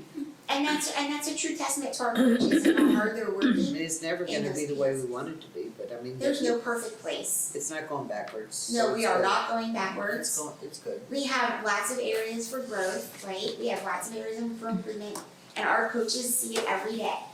And so I had a coaches meeting with all the coaches last Friday, And we talked about starting coaching cycles with teachers. And we have teachers pretty much in every room now, right? It's not substitutes in every subject, every class? Correct. More than when we More than we started? started. Yes, more than when we started, yes. So, I mean, it's only gonna get better now. Yes, ma'am, it's only gonna get better. Okay. The coaches, so my prediction is next month, November, and then beginning of December, we should see a huge increase due to the coaching cycles that the coaches are gonna engage with the teachers in the schools. Unfortunately for us being a small district, we have a lot of singletons, right? We have one person who teaches that subject area for the whole school. And so like in Moorhaven Elementary, we have one fourth grade math teacher, one fourth grade ELA teacher, one fourth grade science and social studies teacher, right? And so, Well, if they're good, that's great. and that's right, if they're good, that is great. Same thing at the high school. We have one teacher that teaches biology for the whole school, and they hold all the points, right? So we have to make sure we are very strategic with our coaching cycles to make sure those teachers And engage in support those those cycles. people, yeah. Yes, 100%. That is our next step. So, I train the coaches on a coaching cycle, they're also getting trained by, and they're engaging in the coaching endorsement, either by the state, either by the University of Florida, or by HEC, who also uses the University of Florida process. Yeah, so we're kind of getting the coaches from all angles, which will then affect teachers in the classroom and student achievement. Yes, ma'am. Joanna, do the teachers see this data? Have They the should Moorhaven start- Elementary teachers They see should this start data? seeing the data coming up, yes. Because I don't know how the task cannot be aligned to the benchmark. Like, what? I don't understand So that. there's a big misconception in our district, and I've uncovered it again today and in more meetings at the high school. The understanding of teachers is that we are going to teach that textbook from cover to cover. Our state does not assess textbooks. Our state assesses standards and benchmarks. So we have to look at those standards to see if that textbook supports or meets the full intent of that standard. That's our teacher's professional responsibility, okay? So they're teaching the The textbook and their benchmark that they've posted, you're not seeing what they're doing in the textbook matching, and the benchmark is It's main partially- idea, it's- and the work they're doing in the textbook that day, you don't see that that's It's teaching partially main matching, idea. it's partially matching. Partially, okay. It's partially matching. We are, through the coaches, we're building a practice of the teachers to be able to make those determinations. Does this resource meet the full intent of the benchmark? If it doesn't, I need to go find another research-based text or resource to fully meet the intent of that benchmark. Or I need to use several research-based Or jump around in my resources. textbook maybe to the parts that There's do meet the there's criteria. absolutely no textbook that was ever created in the United States that will ever meet the full intent of any standards. The same textbook we use in Florida is the same textbook they use in California, is the same textbook they use in Texas, in New York, And and they put Florida everywhere. on the front They cover. just put Florida on it, best standards, and here you go. And so that's why teachers have to be good consumers of their resources to know what part of it matches and what part of it doesn't. But we've heard teachers again today in our school meetings, this textbook, I'm teaching the textbook. No, friends, you're teaching the benchmarks. And the coaches and the APs at both schools are working hard with that message in the PLCs. That's why we saw the shift in the alignment of the task to the benchmark. That shows right there the work that they're focusing on. It's not easy, Are these new textbooks? no. These are textbooks that were adopted with the last state standards. How many years? Well, we just got the new state standards. This is the second year that they're being implemented, and those textbooks were adopted, Well, I was just wondering if there was 2-3 enough years time to ago? have some backup material for them to research to find that backup material that would help them reach their benchmarks? I Say mean, it again. there has to be someone that's found a way to teach what's not in the textbook to reach the benchmark. Well, it's teachers need to create it. That's the only way it's gonna be aligned. And teachers are looking at the benchmarks, the clarifications, the test item specs, and then they find a text that's appropriate, grade level appropriate, and then they create the questions and the tasks. That's the only way it's gonna be fully aligned with the support from the coaches. That would be with any set of standards, whether it's Common Core, whether it's best standards, whether it's NGSS for science. That's the only way we're gonna get full alignment, is if teachers start creating those things, using the resource as a jumping off place.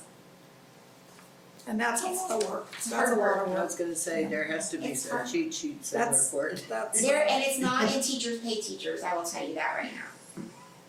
But teachers pay teachers is still in our schools, even though it's not research based, so. Okay. Anyway, any questions about the data?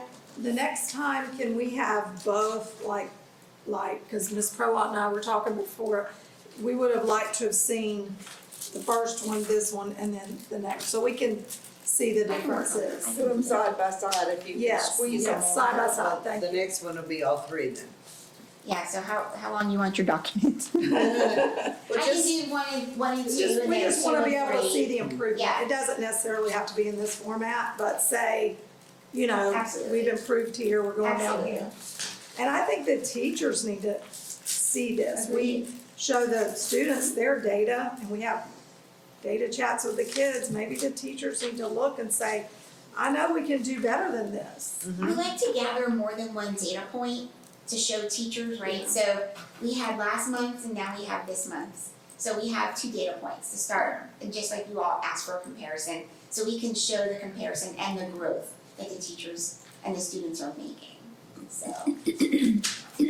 So the state was here and did their walkthrough. Are you able to share with us what their walkthrough consists of or how that went? That's this. That's all of this? Yes, that's So this. there wasn't anything? And so they give us next steps, which are the next steps of continuing to push into planning, which we do, which is what we have to do anyway, because we're under state rule.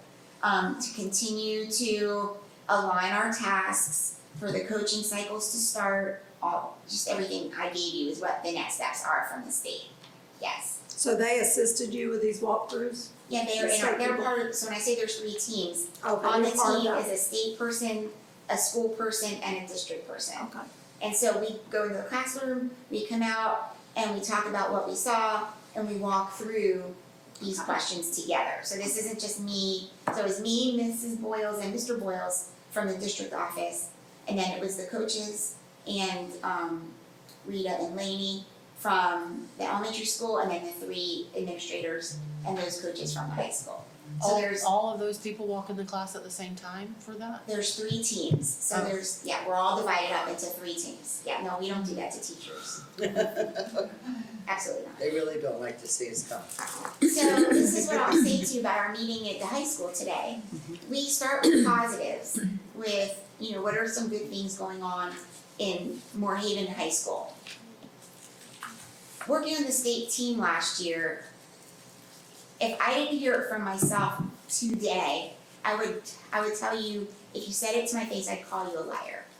Those teachers said today in every single period how much they are enjoying the APs, the principal, and the coaches walking into their classrooms daily and doing observations. Wow. Because they're getting feedback. Their feedback doesn't look like this to the teachers. The feedback looks in a conversation about how I need to adjust my task, how I need to shift my practice, and they're doing it consistently. So I swear on everything holy, if I did not hear that from myself today, I would say whoever told this to me is a liar. Every single class period today, at least 2 to 3 people said they are enjoying the visibility of the coaches and the admin coming into their classrooms and doing those observations. After the time that I've been on the board, I've never heard that said either. I It was, promise. unless it was something that we were celebrating, they didn't wanna see us. Because they always felt like we were spying on them or checking on them, or they were doing something wrong, or we were trying to find fault. Which is a true It was never to testament celebrate them. to the relationships that the coaches and the admin in both buildings are, the relationships they have with their teachers and the trust that they formed with their teachers to be able to go in and do that, and for them to tell us that. We didn't elicit that information, they gave it to us, Wow. just out loud. I've had teachers from middle high school say that the atmosphere and the kids in that middle high school is like, they're from other counties, they said it's like none other, they feel like they're at home. It does, it's a very positive vibe happening over there at the high school. We gotta work on that everywhere else now. We're working. Culture's not an easy thing to shift. I work at the Seminole Tribe. Culture is not an easy thing to shift. Climate comes before culture. Climate comes before culture. Culture encompasses more than just how I feel, right? Culture encompasses more than that. So we're working very hard. How would you define those two terms? Climate and culture? So Because I have a climate- hard time differentiating between the two. Climate is a lot of how I feel. I like to come to work every day. I see my principals always smiling. They greet their students, student to student contact and student to student relationships, and then the adult to student relationships, very surface level. Culture is something that's ingrained. Like, we come to planning, we plan without a coach there, we plan with a coach there. We sit and eat lunch together and we plan. We do things together on the weekends and we plan. Like, it is what they do in their way of work, and they're not asked to do it. That's the culture. That this is how we do it, and if you are not doing it, we're going to get you on our side and make you see the value in what we do, because it's best for our students. That's the culture. So No matter they're what. not competitive, they're actually helping each other? They are, Wow, they are. good. They are, and they see the value of supporting each other, 100%. Good. And that's why I say about the singletons, That's not normal. no, it's not. But the singletons are now collaborating, we're getting some collaboration across curriculum areas. So it's too. motivational Yeah. instead of being competitive. Well, they That's also wonderful. see us coming into their classrooms, whether it's me when I'm dropping over, whatever, or their admin or their coaches. It's not I Become got you, normal. like you said. It is, I'm truly here to support you. Good. I'm proud of them. I'm proud of the admin at every school and the coaches at every school, because they are working so hard to shift that. And they're tired. Who isn't? But they're tired, but they see the value and keep working, so. Good. Alright, Thank you. yeah. Thank you. Thank you.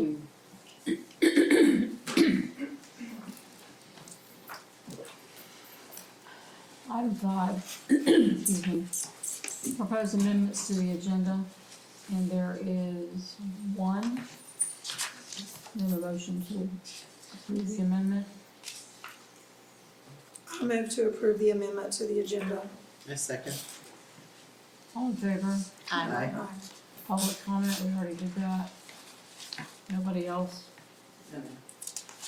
Consent agenda, does anybody have anything they need to pull? Otherwise, I'll take a motion to approve all the consent agenda items. I move to approve the consent agenda. A second. Any other questions or discussion? All in favor? Aye. 8.1, approval of the 2024 employee insurance and ancillary plans.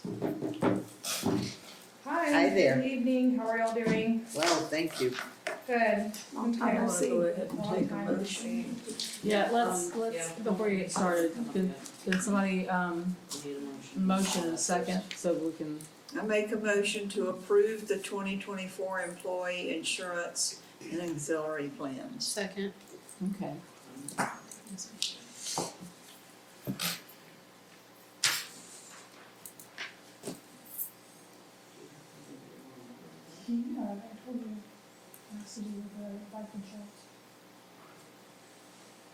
Okay, so y'all should have received, the changes in the benefits, and everyone is on board with that. One thing that I did ask in the workshop to the broker, was about the voluntary life insurance and the guaranteed issue of up to $120,000 additional that the employee could choose to pay for. At that night, the broker stated that she would have to contact USAble to see if they would provide us the guaranteed issue for all employees for this one-time open enrollment, since it's gonna be a new coverage, and they have agreed. Typically, they wouldn't. Anyone who's currently on our life insurance policy, they would just roll over to this new company. But anyone who wanted additional life insurance would have to complete an evidence of insurability to see if they qualify. Because of my age, it fell down to 65%. I was like, whoa. Yeah, well, that doesn't, the guaranteed issue doesn't have to do with age. The guaranteed issue has to do with your medical history. What I was saying is the decrease in coverage. Yeah, that's typical in life insurance. So once you turn 65, it actually goes from 100% to 65%. So you need more. And then once you turn 70, it actually goes down to 50%. But your rates stay the same. And so I think though that it's wonderful that they're gonna provide our employees the opportunity to add up to at least $120,000 of voluntary life insurance without having to provide an evidence of insurability. So they Okay, won't I have to. did not see that. So where is that in what you provided us? So Jackie was provided the attachment, and separately, the Okay. broker had contacted me to let me know that this did go through and it was approved. And it's employee only? It's not employee and spouse? They can add employee and spouse, so when it comes to voluntary life insurance, you can only add a certain percentage of up to the spouse's coverage. So for ours, it's up to $120,000 for employee and then $30,000 for spouse. Okay. And that's for the guaranteed issue. Now rates has to do with age, that should all be on the packet that Jackie said she'll provide to you. Thank you. Whatever you sent me, I sent them an email. Thank you. But the regular 10,000, is it 10 that It's is 20. no cost? It's 20. It's 20. 20, okay. It started off 10, but it's 20, I think, 2 years ago? Did our cost for that go up? The district's cost? Let me look. I mean, there was an increase with our renewal and stuff, but we're actually saving money. But I mean, I don't have our current cost right now to say if it did go up or not. I can only tell you. Oh, no, there was no increase, sorry. So it stayed the same, what the district cost for the life insurance is? Mm-hmm. Okay. So, right now it's, at 49 cents and it's gonna stay at 49 cents. That's all we pay? Well, it's it's more than just 49, that's the rate per. Pay 24 times. Okay, I'm looking in the email to try to find what you're talking about. Did anybody else see it? Is it proposal of the big booklet from Brown and Brown? Is it in that? No, it's something that just got some, remember on our workshop on Monday, Brown and Brown was gonna put everything that we had discussed and y'all had agreed upon. I got She that. sent it to me yesterday and I provided it to Jackie. Okay. I've got that, but that doesn't have anything about the life insurance, does it? It's the very last, section. In the booklet on here, Mhm. in the booklet, Do you see you're it? just on the one page, go to the booklet. There's two attachments, that and the booklet. It shows the three options. Can you see it? Yeah. The booklet is what she's referring to. Okay. I mean, she's got good news, I don't know if I need to see it or I not. wanna laugh.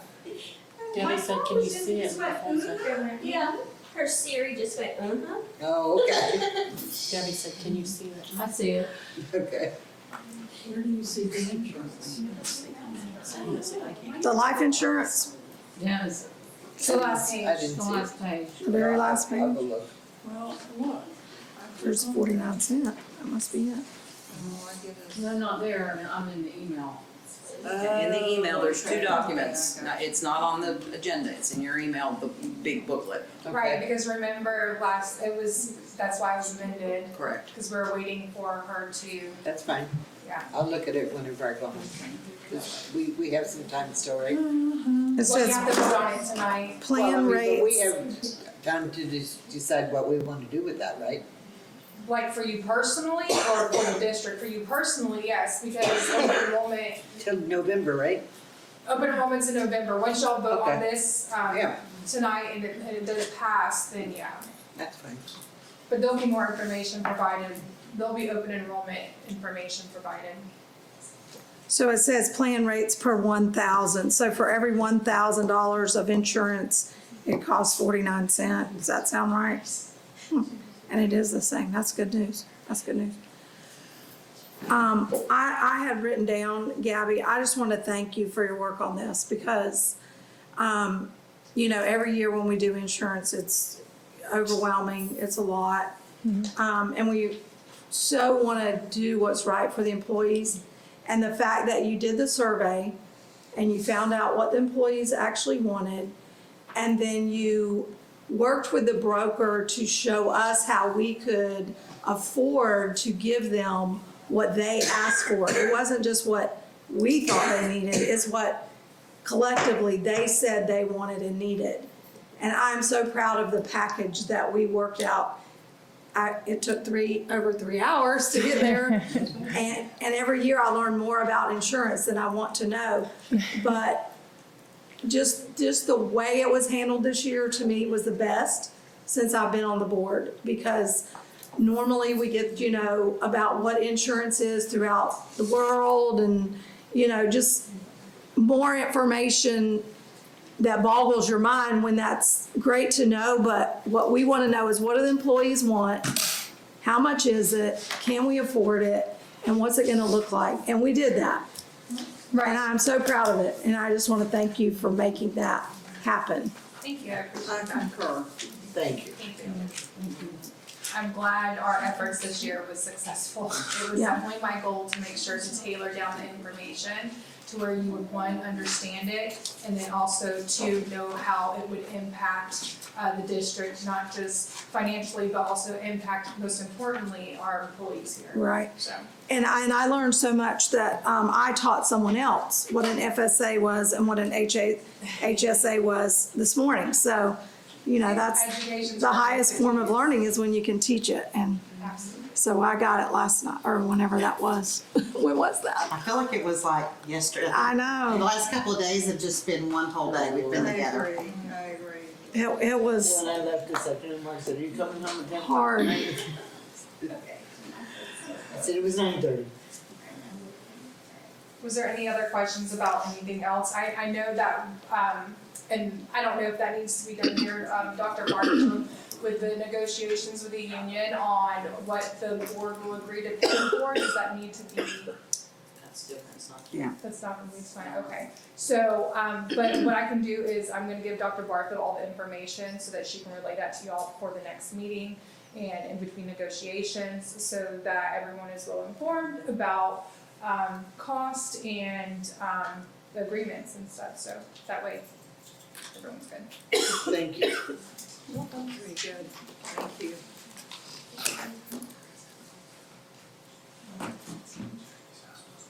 Okay.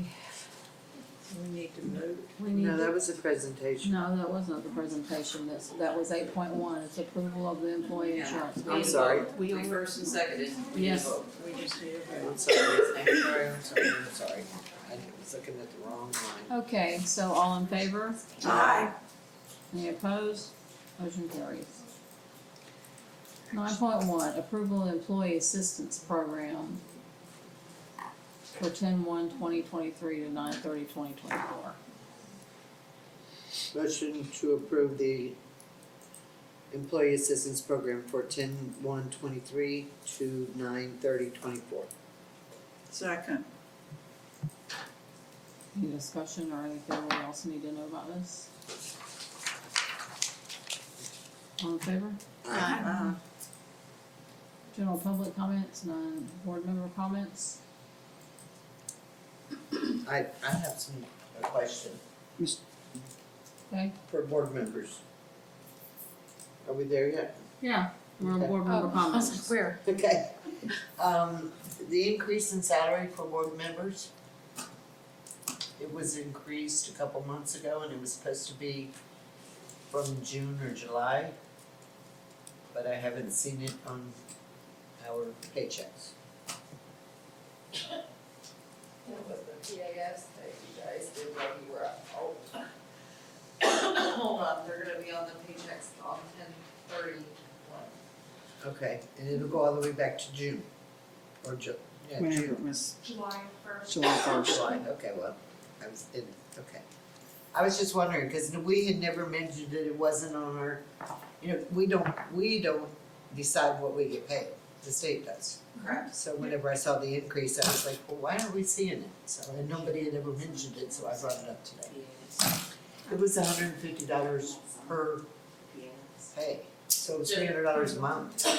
Dr. Marshall was watching out for it. Okay. Yeah. Do you recall signing watching EAFs? Did any of Did you? you get an I'm watching increase? for me too. Well, the superintendent's getting an increase as Yeah. well, okay, good. I'm not They required didn't- to sign that. They didn't tell us that. They don't have it. Okay, is that it, Patty, for you? Yes. Okay, Crystal?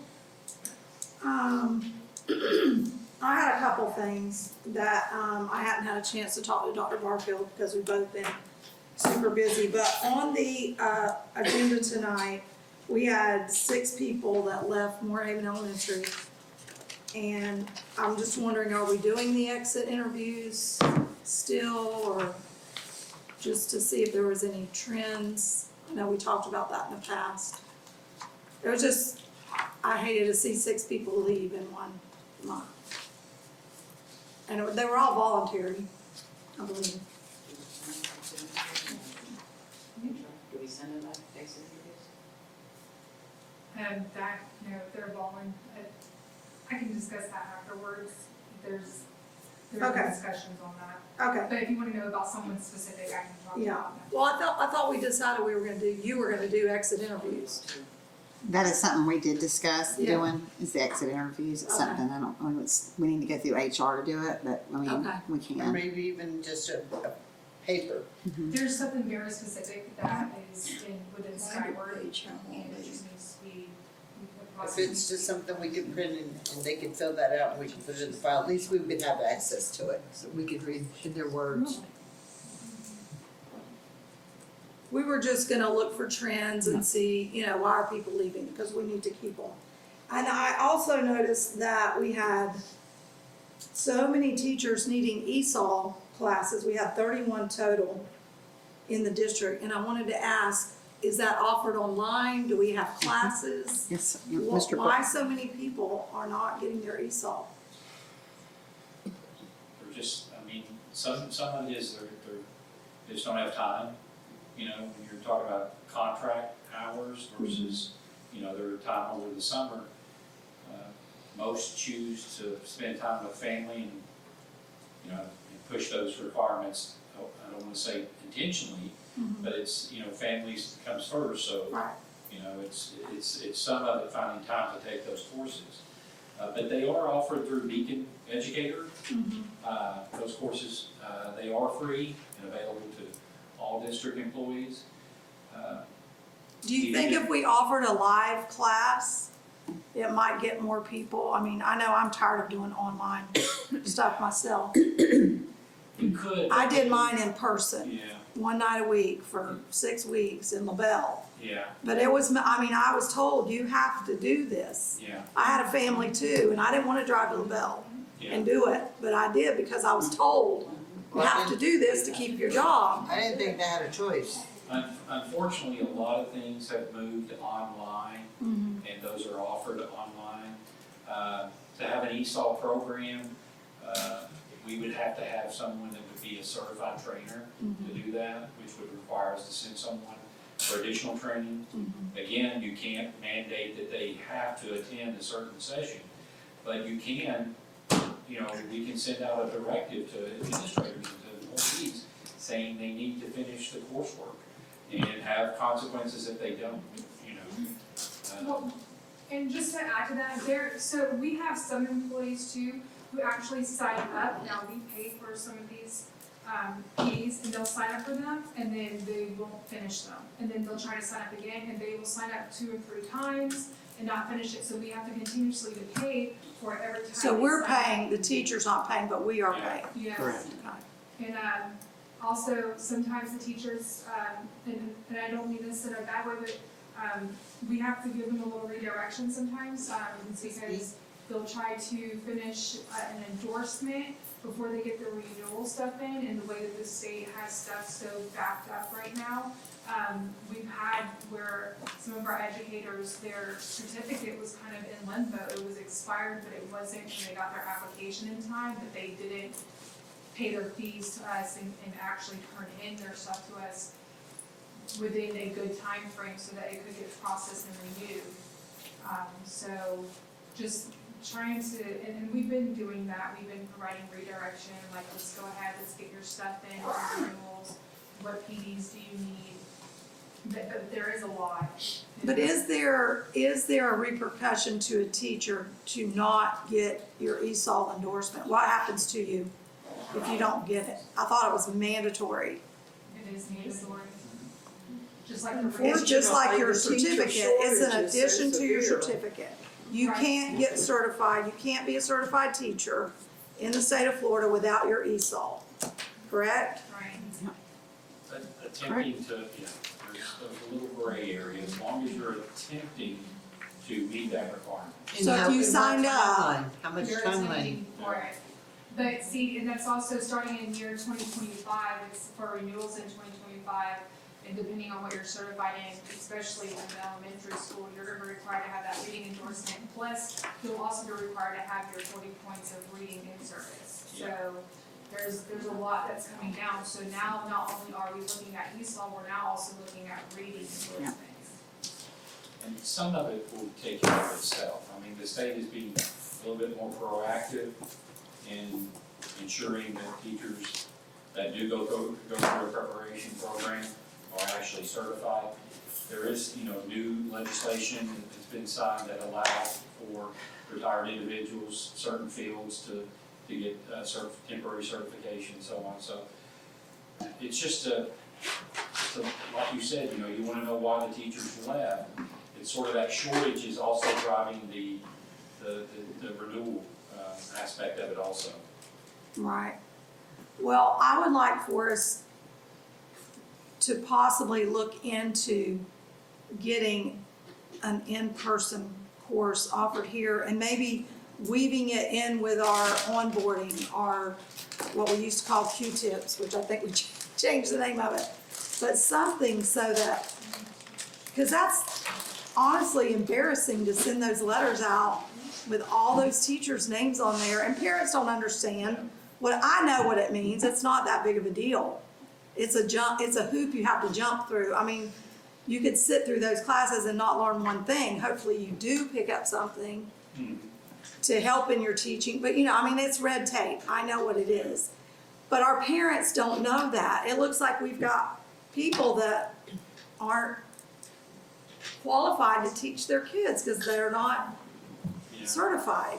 Oh, the teaching in the field. Yeah, some, and that's a good point, some of them are career changers. And I saw some have that, temporary they're new, certification. I know. And, let's say you have temporary certification, it would not do you any good to go get an ESOL endorsement because it only qualifies for a professional certificate. So even like professional development hours, if you're under a temporary certification, your professional development hours do not apply. So those people have to show as not being ESOL endorsed, even though they Yes. can't be They ESOL can. endorsed, is that what you're telling me? Well, hold on, they can be ESOL endorsed, but they're gonna have to pay no different than a teacher who holds a permanent certification.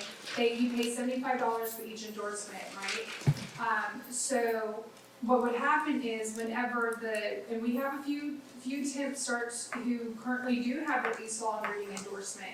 Well, when they go from their temporary to their professional, they're gonna have to pay $75 per per the subject that they want to be certified in, plus per endorsement.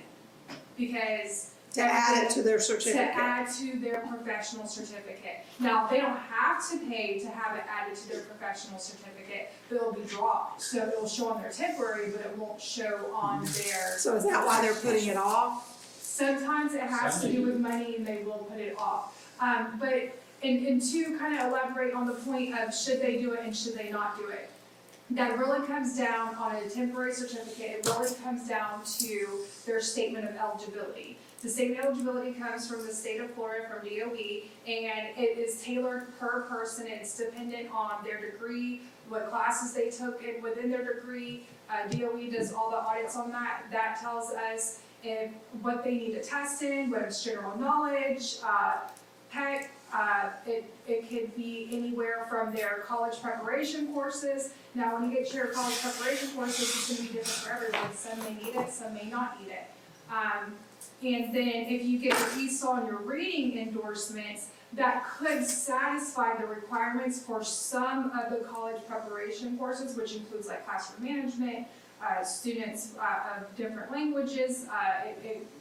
There's a lot. There's many. And like I said, it really is tailored down to each individual. And I provide that guidance to all of our teachers. I even provide that guidance to our paras who are wanting to, or even our substitutes who are wanting to become a teacher.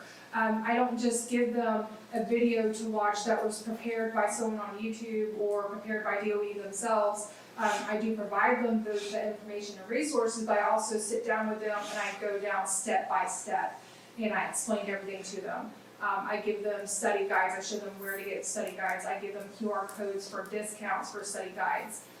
There's a lot that goes into it, so we are preparing them and they know, the different avenues and stuff that they need to take in order to get their professional.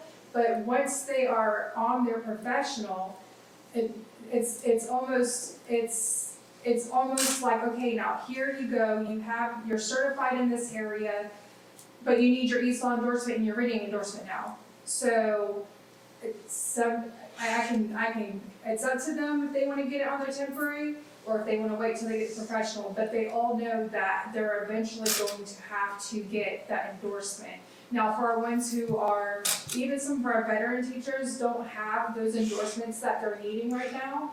And it's just like Mr. Boyles was saying, sometimes it's just a time thing. It's when they're off work, they want to be off work. They want to spend that time with their family. But I mean, they're the educators, it's their license, and they do know they have all the resources that they need. And I want to say that we do provide opportunities during in-service days as well. Sometimes those courses take time. The reading endorsement actually has like 5 competencies, and that takes a long time to complete. So that's not something I'd be able to complete with them during onboarding, or someone could just sit down in front of them. It would delay them from going to the classroom. Yeah, for sure. Yeah, I understand. A reading endorsement, you can just take the test, you don't have to take the class. For your ESOL endorsement? No, You can take reading endorsement. Right, you That's could. what I did, I just went to the test. You can just go take the test. But some of them like to take,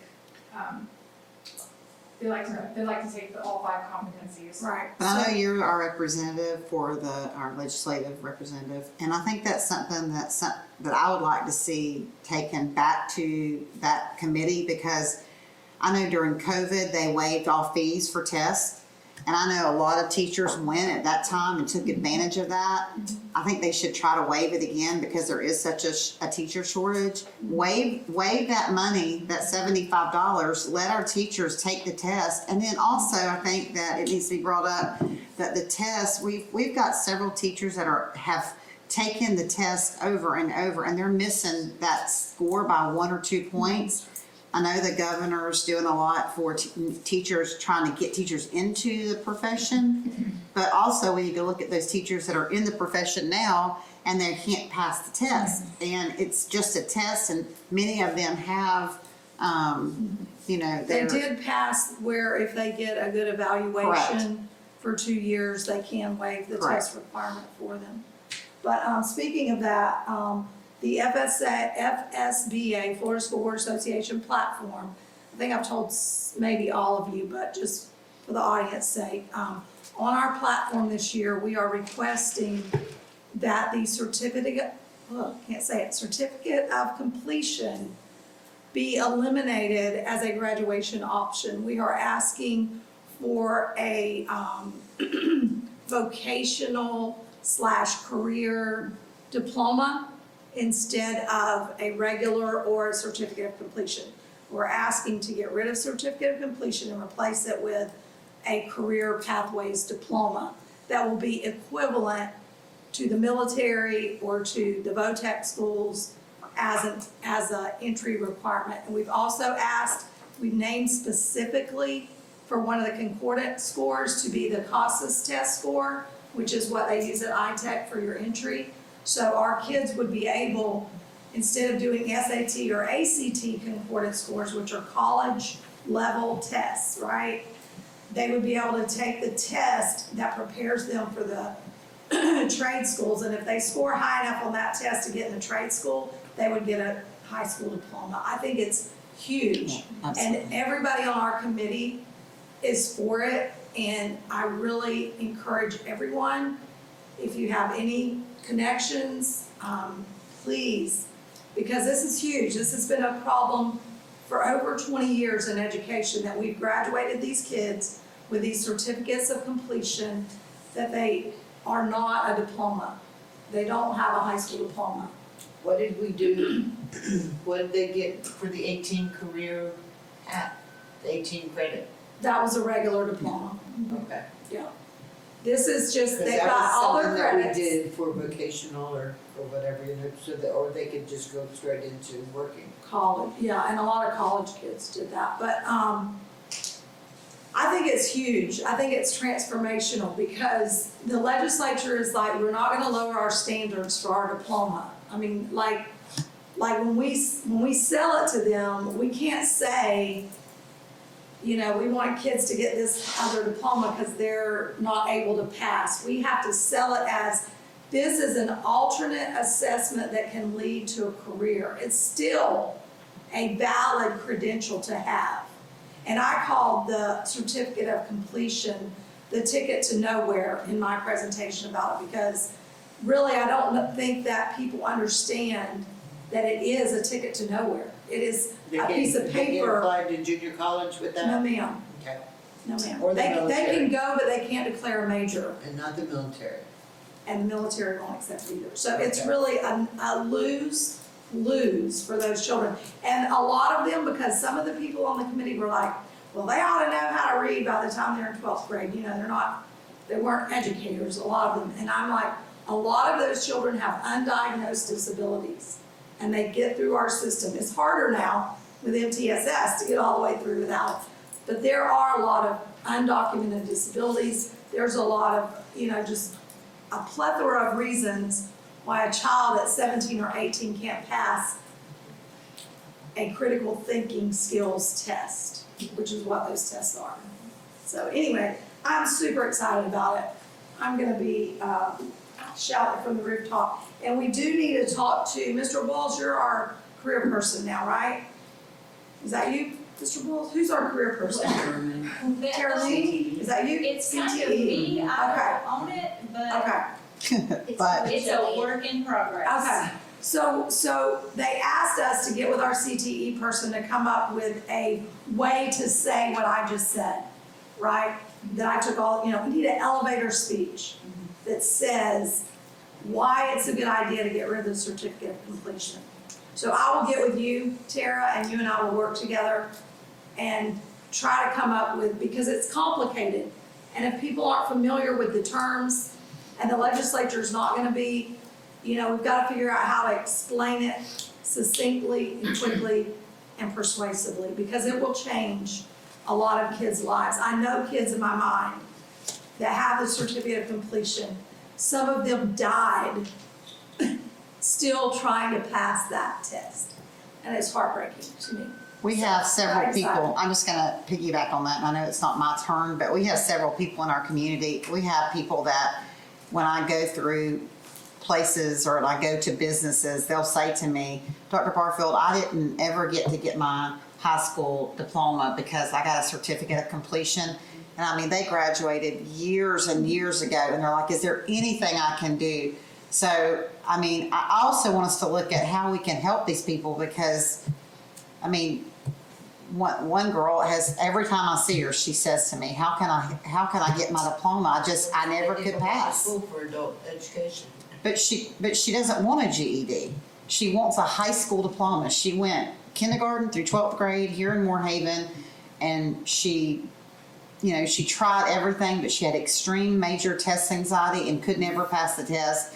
So she had to get a certificate of completion, and she wants a high school diploma. She does not want a GED. And now here she is, it's 7, 8 years later, and she has a piece of paper that says you went to school kindergarten through 12th grade. Congratulations. And exactly you have your what. credits and you have the That's GPA, right. but you're not getting a diploma. Correct. Can I just say, I was at a conference for the last 2 days, and they talked a lot about jobs and careers and all of that, and one of the biggest things that they kept saying over and over again was, it's all about awareness. And if I had to say one thing about the students at Moorhaven Middle High, it's probably they don't know what they don't know. They don't know what opportunities are out there. They don't know about what trades are out there. They don't know what jobs are out there. They lack awareness about opportunities that they can get. And they don't know what happens. A lot of times when they're in high school, probably don't even understand what a certificate of completion We don't have a versus- career They have no idea. counselor. And so me and Joanna are gonna be working with doing career fairs. We're gonna start with one in January, and also trying to get one time a month, getting a trade to come in, getting maybe a welder one month, a plumber the next month, a roofer the next month, construction, every month, somebody should be coming to that school and talking to them about opportunities and what options are out there for them. And so they don't know what they And actually, Jean, tell them about the new law. Well, you're probably aware of it, but there is a new law that was passed in the last session that every high school has to have a career day or participate in a career day with another district. And they're also required to have a work apprenticeship program at least once while in high school, which it says made available to every Right. student. So I think maybe our work thing, where the kids work half a day, might save us on that one. It does. But it'd be great if we could have kids go to US Sugar for a day and work, or And that- job shadow and stuff like that. And that's gonna, as our reading scores increase, that will benefit that, because we have to, before a student can leave the high school as far as a work apprenticeship program or that sort of thing, they have to be able to be on in line to graduate. And if they haven't passed those classes, then that means they're gonna have to, those courses are gonna be remedial classes versus going out and doing like an apprenticeship. So, I know Joanna is working on, her and Terry both, I think you guys are working on a career day for the school and Moorhaven Middle High School in January.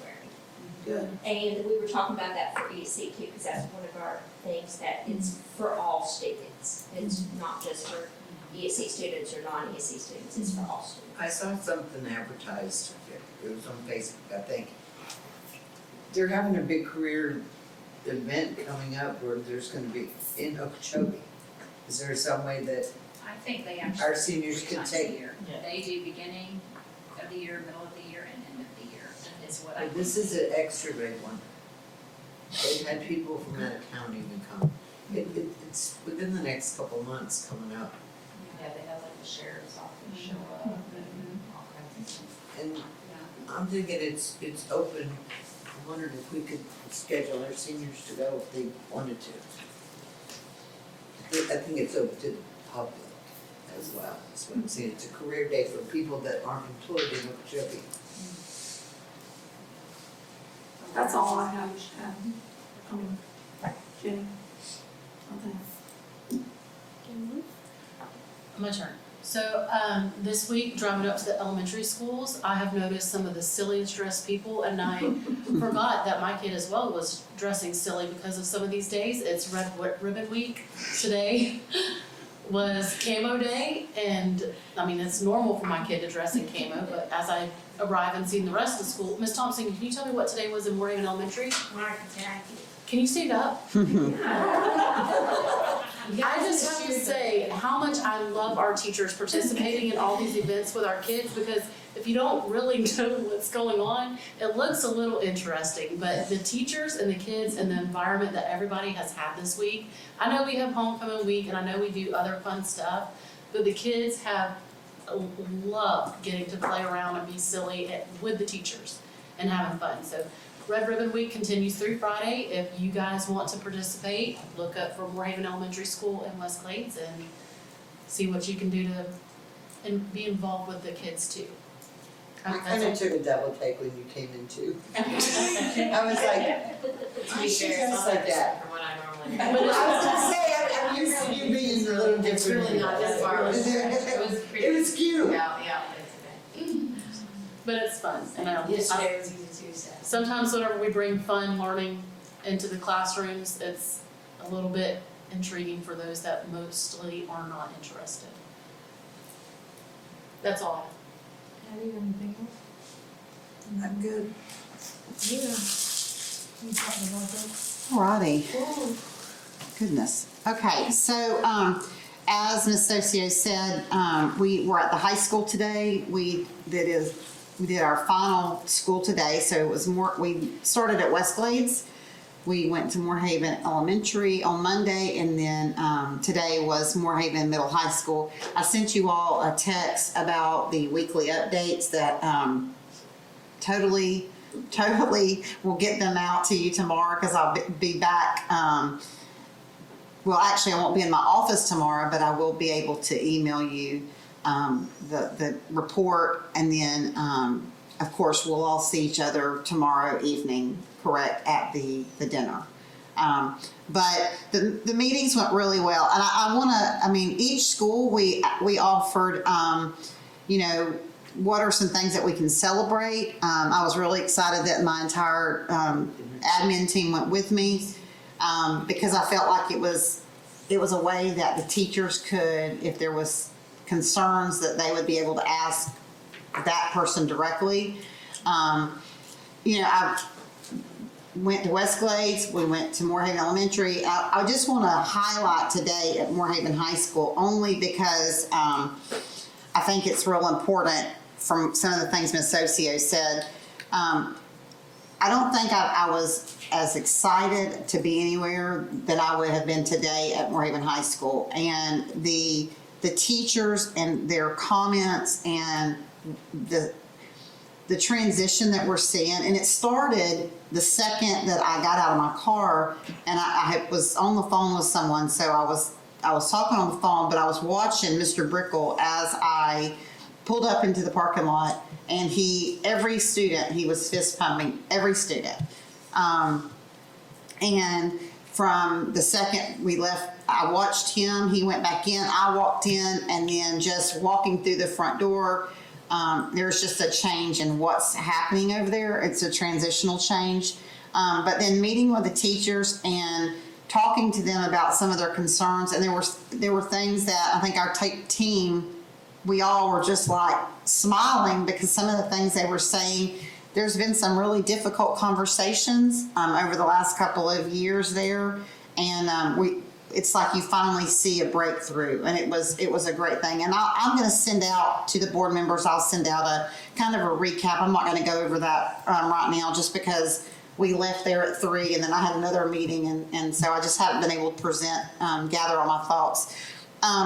The first thing I have on my list that I wanted to review with you was 2 Saturdays ago, Mr.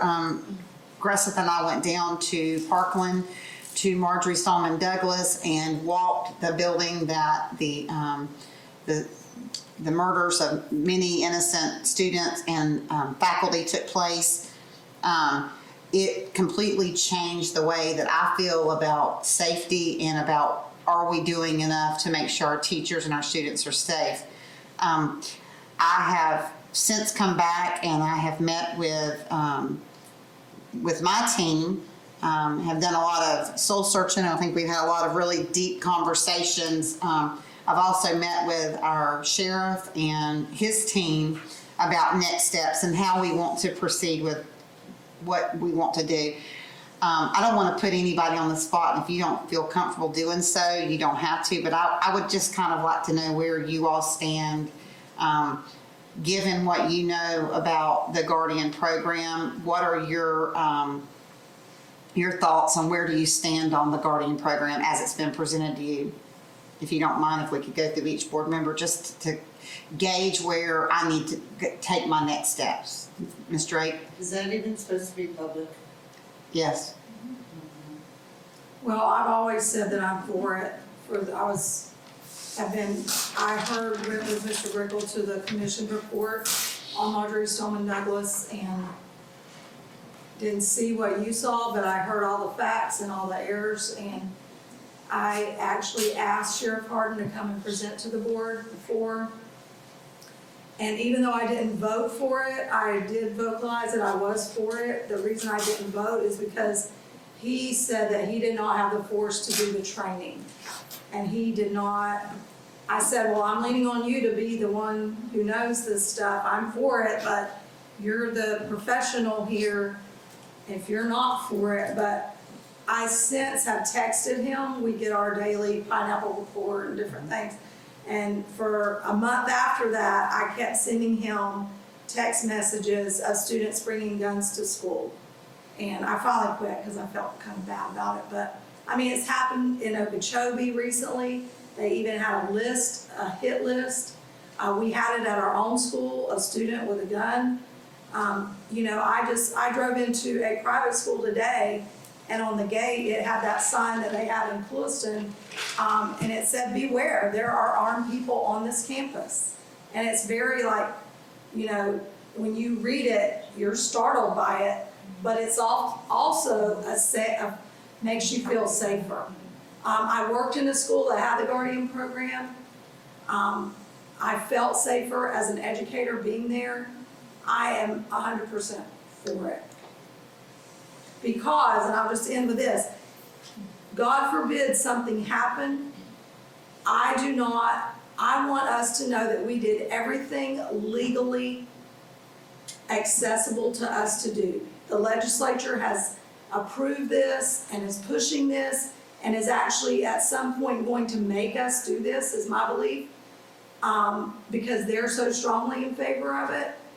And I feel like we have to do everything we can. I understand some teachers are uncomfortable with it. I'm not really for arming teachers. Let me say that. I don't really want a teacher to have the gun, but I want someone on the campus, either a maintenance person, an admin. That's how it is in Clewiston High School. It's administrators or maintenance people. It's not teachers. So I would like to limit it to that.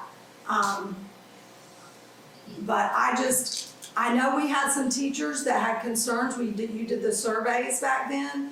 We had teachers concerned, and some of their remarks were, why not try a metal detector?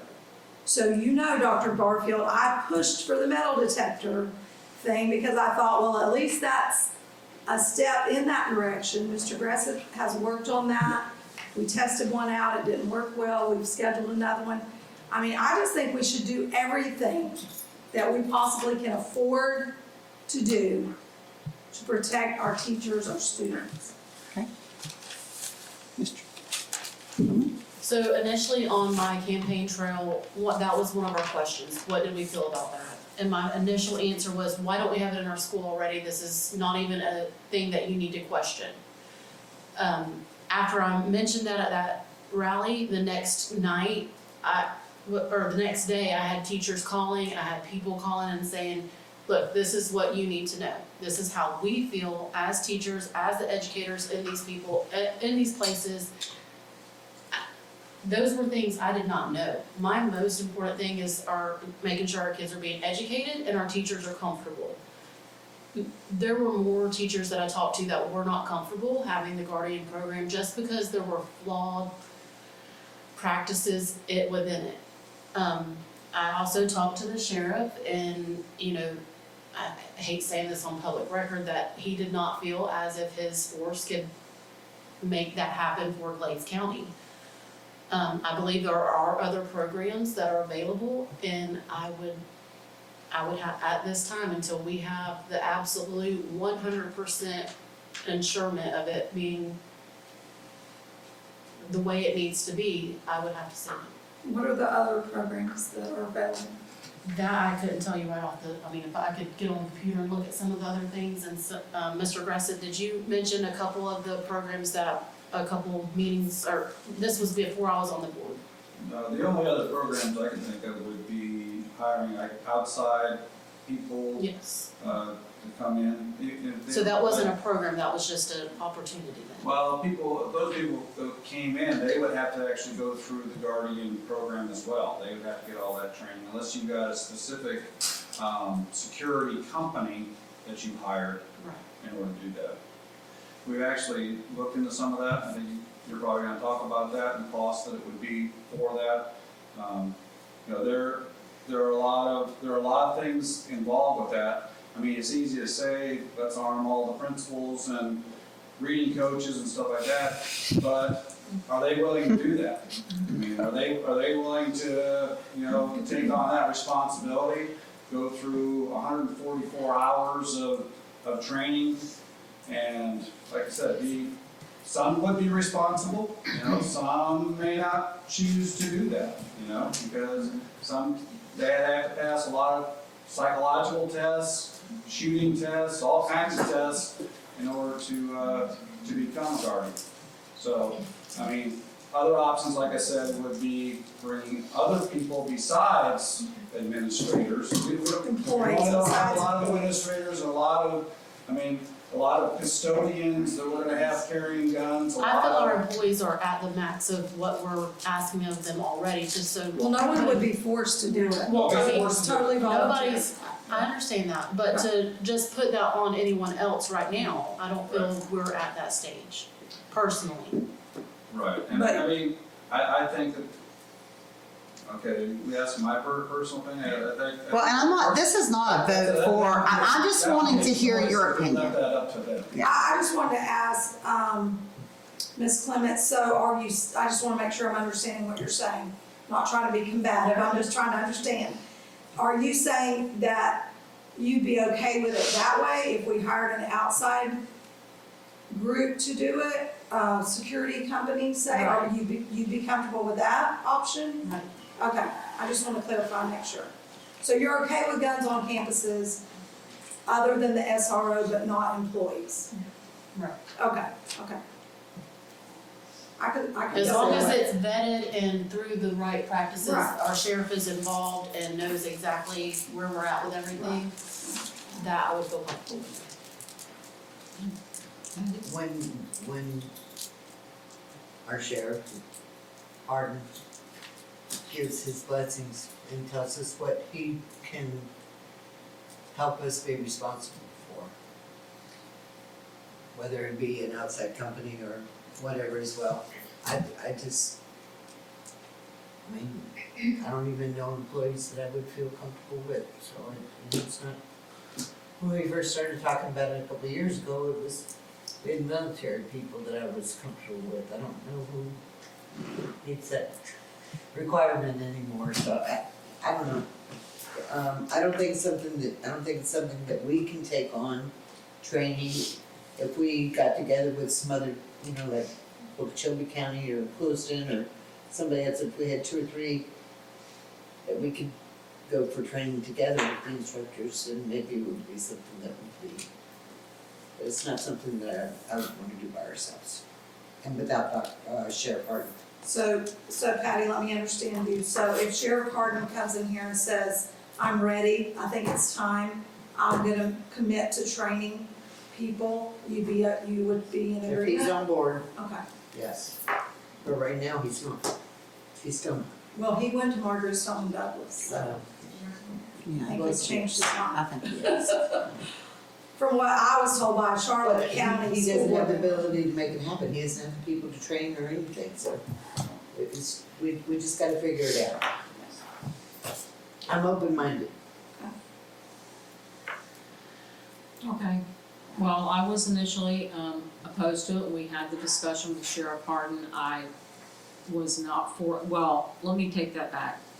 I was of the mind that it would be fine with me, but I do not wanna put that responsibility on any staff member. I would want it to be a professional that does that that's done that for a living. And that would be their only task there. So an outside agency is what you're talking about? Well, an outside agency or a person that's their career. That's been their career. Even if it's a policeman or somebody, military, somebody that's been their career, because, you know, you can show me what to do, but I'm all not. retired policeman either, I want somebody that's young and effective, You know, you can teach somebody something, but that's not been their lifelong, you know what I mean? Yeah. That's not been. They might not have the They have a instinct whole to do the different, right they have a thing. whole different thing. They have a whole different way of thinking about it than any of us would. more, the kind of people that I would like to do it would cost more than an SRO. Anyway, that's my opinion. Okay, I was initially opposed to it. I'm not a gun person. My husband is. He got cabinets full of them and dead animals to prove it. I've never fired a gun in my life. I don't plan to. I'm opposed to guns. I don't like the idea of concealed people walking the campus with a gun and nobody knows who they are and they don't know. I don't know if you have one or you have one. That scares me. I don't like that. Maybe I have just a weird phobia about guns. So, let me just interrupt. If we, if Sheriff Hardin thinks it's important and we hire somebody and they have on a uniform that says security across here and everybody knows that person is armed, then I may feel better about it. I didn't go to Marjorie Stoneman Douglas. I don't know. I've heard what Dr. Barfield explained, what she saw. I don't know. You would have to convince me that having armed people walking that hallway would have made a difference. I don't know that it would have. Oh, I think about it. It's a big school. How many of you gonna have one in every hallway? Or are you gonna be in this hallway and the shooter's gonna be over, I don't know, there's so many things in my head that just, to me, sends up red flags about it. But I know a lot of districts are doing it. I would be open-minded if Sheriff Hardin thinks that it's a good thing, but I have to be convinced. Would that be something he could come back in and meet Yes, with us? I would. I was just gonna say, Ms. Provence, if you go into Walmart, there's people all over that store with concealed weapons on. Oh, I know, they're everywhere, and it scares me to death. Yeah, you My just don't husband know. has a concealed weapon permit. Yeah. And it scares me to death because when we're driving down the road and somebody cuts him off and he starts screaming, I'm like, they're gonna shoot you. Shut up and drive. Guns scare me, okay? I'm sorry, that's me, and I'm only one person, but they scare me. So, and like I said, this was not a vote for or against it. I definitely am gonna have Sheriff Hardin come back and present. I can tell you, and I say this to not be theatrical, but I'm saying this because it will forever haunt me. You know, Mr. Gressett, even all the way down to Marjorie Stoneman, I don't think this is a good idea. Dr. Barfield, I don't think it's a good idea. I am haunted by seeing blood and brain matter of a child. And it's something that I can't get it out of my mind. And it today, sitting in the high school, when I was at the Moorhaven Elementary School 2 days ago, constantly I was thinking, what would I do? Where could someone be? You know, and I just can't get it out of my mind. I have to do what I can. I'm a huge Second Amendment right supporter. I believe that guns are something that, you know, I've been raised with guns. I'm a carrier, and I always have one with me. I mean, I'm very, you know, I'm secure in that. So much happened at Parkland that could have prevented him even getting in that building. Over 40 times, the sheriff's department visited his home. 40 times. He had over 55 referrals. So, you know, there's a lot we can do prior to, it's not just about having a gun, but we have to be safe. And I did have spoken with Sheriff Hardin, and with your permission and hearing your conversations tonight, I would like to have him come back before us and discuss it. Because I do think that we do need to consider it, applying for that program. So that's where I am on that. I wanted to say that I'm not ignorant to it. I mean, I'm totally aware, and I pray every night that that's not gonna happen to us. There was a time that we had one deputy in the whole county for all the schools. You know, I take comfort in the fact that we actually have one at every school now. That's better than what it was, so. And we are moving along with our new school. I think the contract will be sent. Mr. Gressett, did you get the? Yeah, we've actually Mike McKinley has a copy of that as well. He has a copy of the contract with the management people. Mike's wife's mother's not doing real well, so she's up there taking care of her right now. I think that there's just some family things that are going on, so Mr. McKinley hadn't had a chance to really go through it. He only got it 2 days ago. So we're hoping that if we can either bring it to you either at the next board meeting or the one after that in November. That is the next board meeting. Did you have any questions for me about the new school or anything about concerning the new school? The only thing that I would like to see, and I did mention it to you yesterday, as soon as, I mean, we already know this is where it's going. Really, I think that needs to be put somewhere on the website, on Facebook, everywhere in the world, so everybody can quit passing misinformation. Also, I wanted to say that, you know, we got a letter from the city about the need for our engineer to meet with their engineer. And Mr. Rethis assured me that that's in the works. I got a text today from our engineer, and he's already attempting to set up, he sent an email to their engineer. Perfect. Set up Who a is meeting. their engineer, do you know? I gotta look it up. Yes, it's, Manny Rannigan's me. He's our engineer, Patty, I think he's theirs too. No, he's not. Oh, he's not? Oh, okay. but he's ours. Give me a So second. we just need Look to at that question. stay on top of that and not let that slide. I think he was doing the whole county. While he's looking that up, I'm gonna keep going for the sake of time. But we had,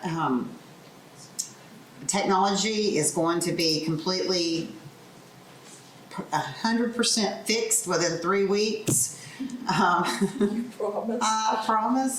That's a promise. Did somebody get that in minutes? As long as it doesn't get wet. Oh, we've spent almost $1 million on this technology. It's been a huge undertaking. We found out, and I wish somebody from IT was here that could explain this, but the thing, where's Lindsay? And then she's going, no. Usually I'm not explaining anything. What are they called that are in the ceiling? Those access points? the access points at the high school, so we've got access points at the high school, which is a really great thing. But when they were installed upside down. So if you want good internet at the high school, go sit on the ceiling, on the roof. And so the company came in, they said, oh, all these are upside down. So those are all gonna be corrected. We got a new network, we got new servers, we got, it's gonna be it's gonna be incredible.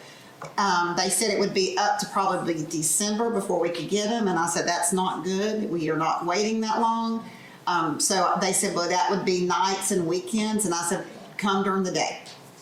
Our teachers will not care as long as they have good internet. And so it's gonna be about 3 weeks. The teachers today, we talked to them about it, and also Monday to Moorhaven, and they were ecstatic. They were like, 3 weeks, we can live with that. Because Have they always been upside down? they were installed upside down.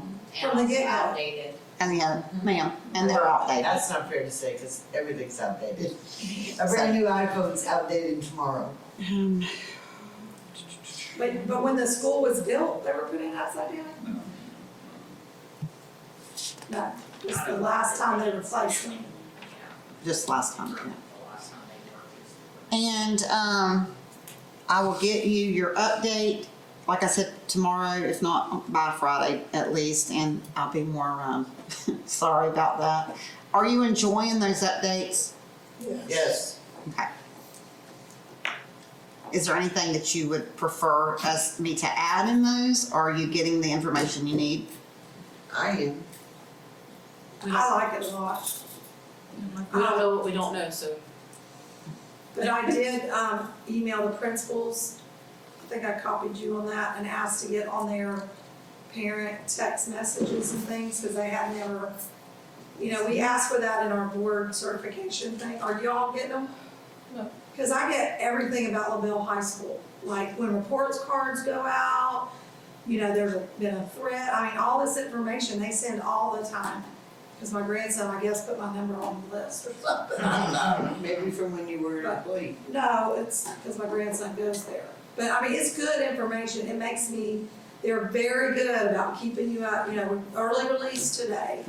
And That should all be here as well, one phone call to everybody. One phone call, one text, one whatever. I just think do you get them from West Glades? Because you have a kid there. Do you get updates from West Glades about things like that? When the bus is running late. Yeah, things like that. Like report cards coming home and stuff like that. Okay, and then I just want to end with one thing, and I just want to say this because I think it's really important. And I said this today at the high school, and so my admin team's probably tired of hearing me say this, but I did not attend the homecoming dance because obviously, 50-something-year-old superintendent's really not, welcome as much as at a high school dance. And but I went to all the homecoming festivities. I was at the homecoming halftime. And I want to say this because I think it's really important that it's on public record, and I know that everything we say gets put on the radio a lot of times. So, my good buddy, I hope you put this out there. Very, very often, great things happen. And what I saw last Friday night was we were in a horrible situation. The school we were playing on homecoming night cancels at 4:00 the day of the game of homecoming. And administration at the high school jumped quickly into action. They decided to go ahead with the high school, the crowning of the king and queen, introduction of the court, and the band performed their halftime show. And please come out and support the students. It's not their fault. It's not their they didn't have anything to do with this. This was a decision made by the other school. But please come out and support. Our stands were packed with people, and it was to watch and to support those kids. But then again, couple days, the next night was the homecoming dance, and like I said, I was not there at the dance, but I started getting pictures of our kids at the dance. And pictures of the deputies dancing with our kids at the dance. And it was such a great thing to see. And I had several, because several of my shares are friends of mine through other districts and throughout Florida. And they were like, oh my gosh, your kids, like all the kids, there wasn't like the redneck group was here, this group was here, everybody was together. And it was a great thing. And it was talk about climate, talk about culture. That's what you don't hear about, is about how great because that's what I saw in those pictures doesn't happen in other schools. And then, and this is what I told my high school about, either we tell our story or somebody else is going to tell our story, because then there was something put out about, and it was negative about, it was something small about that there wasn't a lot of floats in the parade. And yes, I mean, that was obvious, and there, you know, we've talked about that, and we've got a plan in place of how to try to promote that. But no one talked about the positive things. They didn't talk about the fact that our kids, you know, had such a great homecoming, and that there was not one issue there wasn't a fight. No one was caught smoking, you know, or drinking so I just wanted to put it out there, because I think a lot of times, we get a lot of bad publicity, and you know, and I actually commented on social media last night because, you know, it was unfortunate, the events that took place at a recent Clifton High School football game versus Inlet Grove. And I commented because the news picked it up, and someone commented on there prior to me and said, you know, it's a shame that this is the only time that you'll come out, you know, to Wink News. You only come out to Clifton or Moorhaven or LaBelle when something really bad happens to our kids. And how true that is, because really, that's the only time our kids sometimes get any type of news airtime. And I felt really bad, because I know that as a school district, that's not the persona that they want to have about their program or their school. But that's now has gone, you know, viral. It's gone viral everywhere, and everyone's talking about it. So I just want us to be mindful of either we tell our story or someone else is going to tell it. And I told the high school, and they all agreed. They all were in agreement that people need to see what's going on in the schools, because things that are put out there, it's that 1% that tells your story versus the 99% of what's happening. So that's really all. I just, you know, I'll see everybody tomorrow night. And yes, workshop. Jackie's over there yelling workshop at me. So the board policy workshop's going to be rescheduled to 11/7 at 10 a.m. November 7th at 10 a.m. Yes, ma'am. And Jackie will add that to your calendars. Also, I already have it. Yeah, we decided on that. We talked about it, it's now official. It's official now. So also, and I'm not really sure, I wish Mr. McKinley was here for this. He said you could call him if we needed him. I'm just trying how to word this. Okay, so I'm going to be emailing you all a settlement from Mr. McKinley on a lawsuit that we were involved in. And I just need you to look at it and send me your feedback. Individually, please. Yeah, do not send it to me as a group, just send it back individually. So, and that's all I have. Is that it? I'll join the meeting. Thank you, everyone.